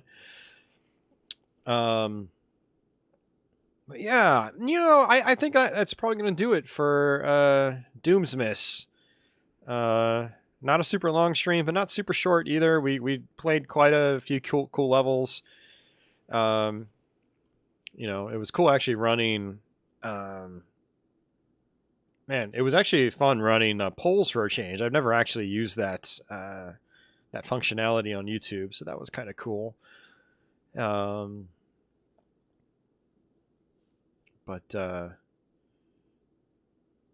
it's fun. It's a fun stream. We had a good turnout. I do apologize, people, for not being able to do PlayStation Doom, but once my thumb starts to feel better, I will come back and I will do a full playthrough of PlayStation Doom. Just because. So, Tom says, shmups? Did someone say shmups? Yeah, that's actually a good observation, Ronnie. You know, if we're talking redundancy, you know, there is quite a bit of redundancy on platforms like the Jaguar.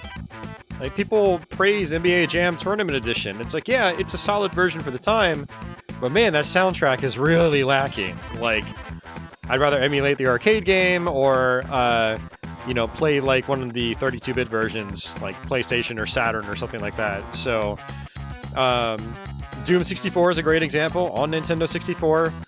You know, you've got the HD updated versions. They run at 60 FPS, keyboard and mouse support. Basically instant load times, all that stuff. It's, you know, quick saving, all that. So they kind of make the original version redundant. And so a lot of these older platforms do start to lose some of their luster. Like, games that were heavy hitters back in the day might not be so much now because they have better versions available that are more easily accessible and whatnot. Doom 64 is a great example. And it's still fun to play on N64 itself, but there are a lot of frustrating aspects to it that you don't have in the updated version. So it's a little redundant. So, like, reasons to get some of these old platforms kind of, like, dwindles a little bit at the very least. You know, more so depending on the platform that you want to go for. But there's still good stuff to be had, regardless, and it's still better to focus on the good stuff. Yeah, Merry Doomsmas, everyone. Hopefully you guys enjoyed this stream. Really appreciate all you guys hanging out with me tonight. And actually, I think what I'm going to do is go back over to the Patreon or Patron slideshow. I haven't updated this since November. After tonight, I will most certainly have it updated. But thanks to everyone that is still backing as a channel member, and thanks to everyone that's backing on Patreon. And thanks to everyone that's done super chats in the last month or so. It's been a month since I updated that slide. But, yeah, I had a good time. It was almost kind of refreshing playing stuff on PC as opposed to PlayStation. And plus, the PlayStation version of Doom would have taken me a lot longer to go through, and I'm not sure if I really would have had it in me anyway, because I've been up all day for Christmas stuff. Next week, I think I am going to try to do a New Year's stream. I think I'm going to try to do a New Year's Eve into New Year's Day stream, but we'll see how I feel. I'm thinking about doing another Super Nintendo variety stream on real original hardware, just like I did last year. My Super Nintendo cartridge collection has gone up quite a bit in the last year, so we have a lot to choose from. Close to 70 cartridges now. So, but I think that's going to be the plan for New Year's Eve. I'm going to have to work all day, but then hopefully I can stay up half the night and stream some SNES with you guys.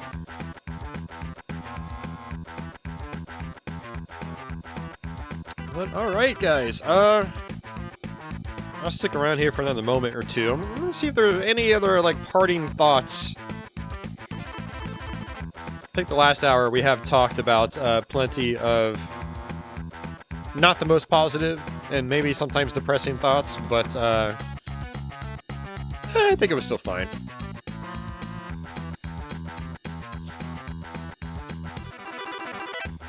I got my Doom out of my system at least. That's good. I got my Doom fixed today. Oh man.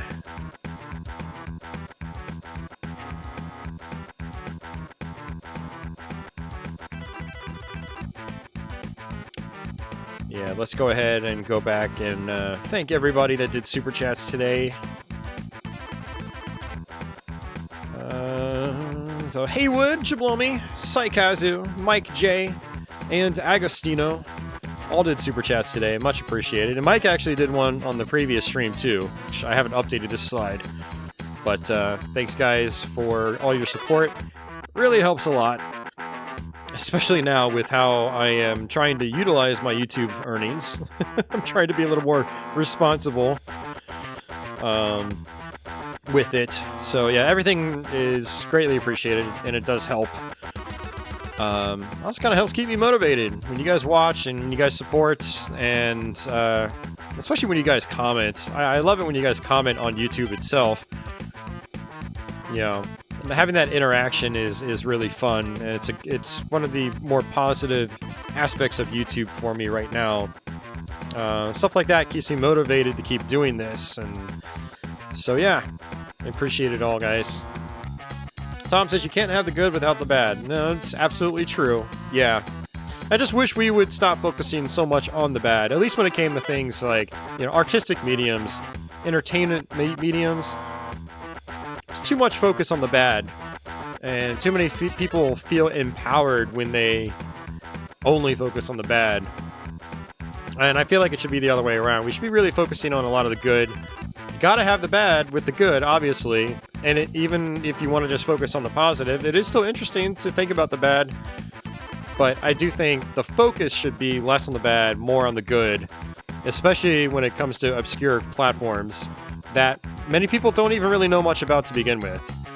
And so when you're just trying to put it in a bad light, that's disheartening, you know? It's like, even the quote-unquote worst mainstream platforms from, say, like the 90s, were still had redeeming qualities and were worth owning. Had lots of quality titles.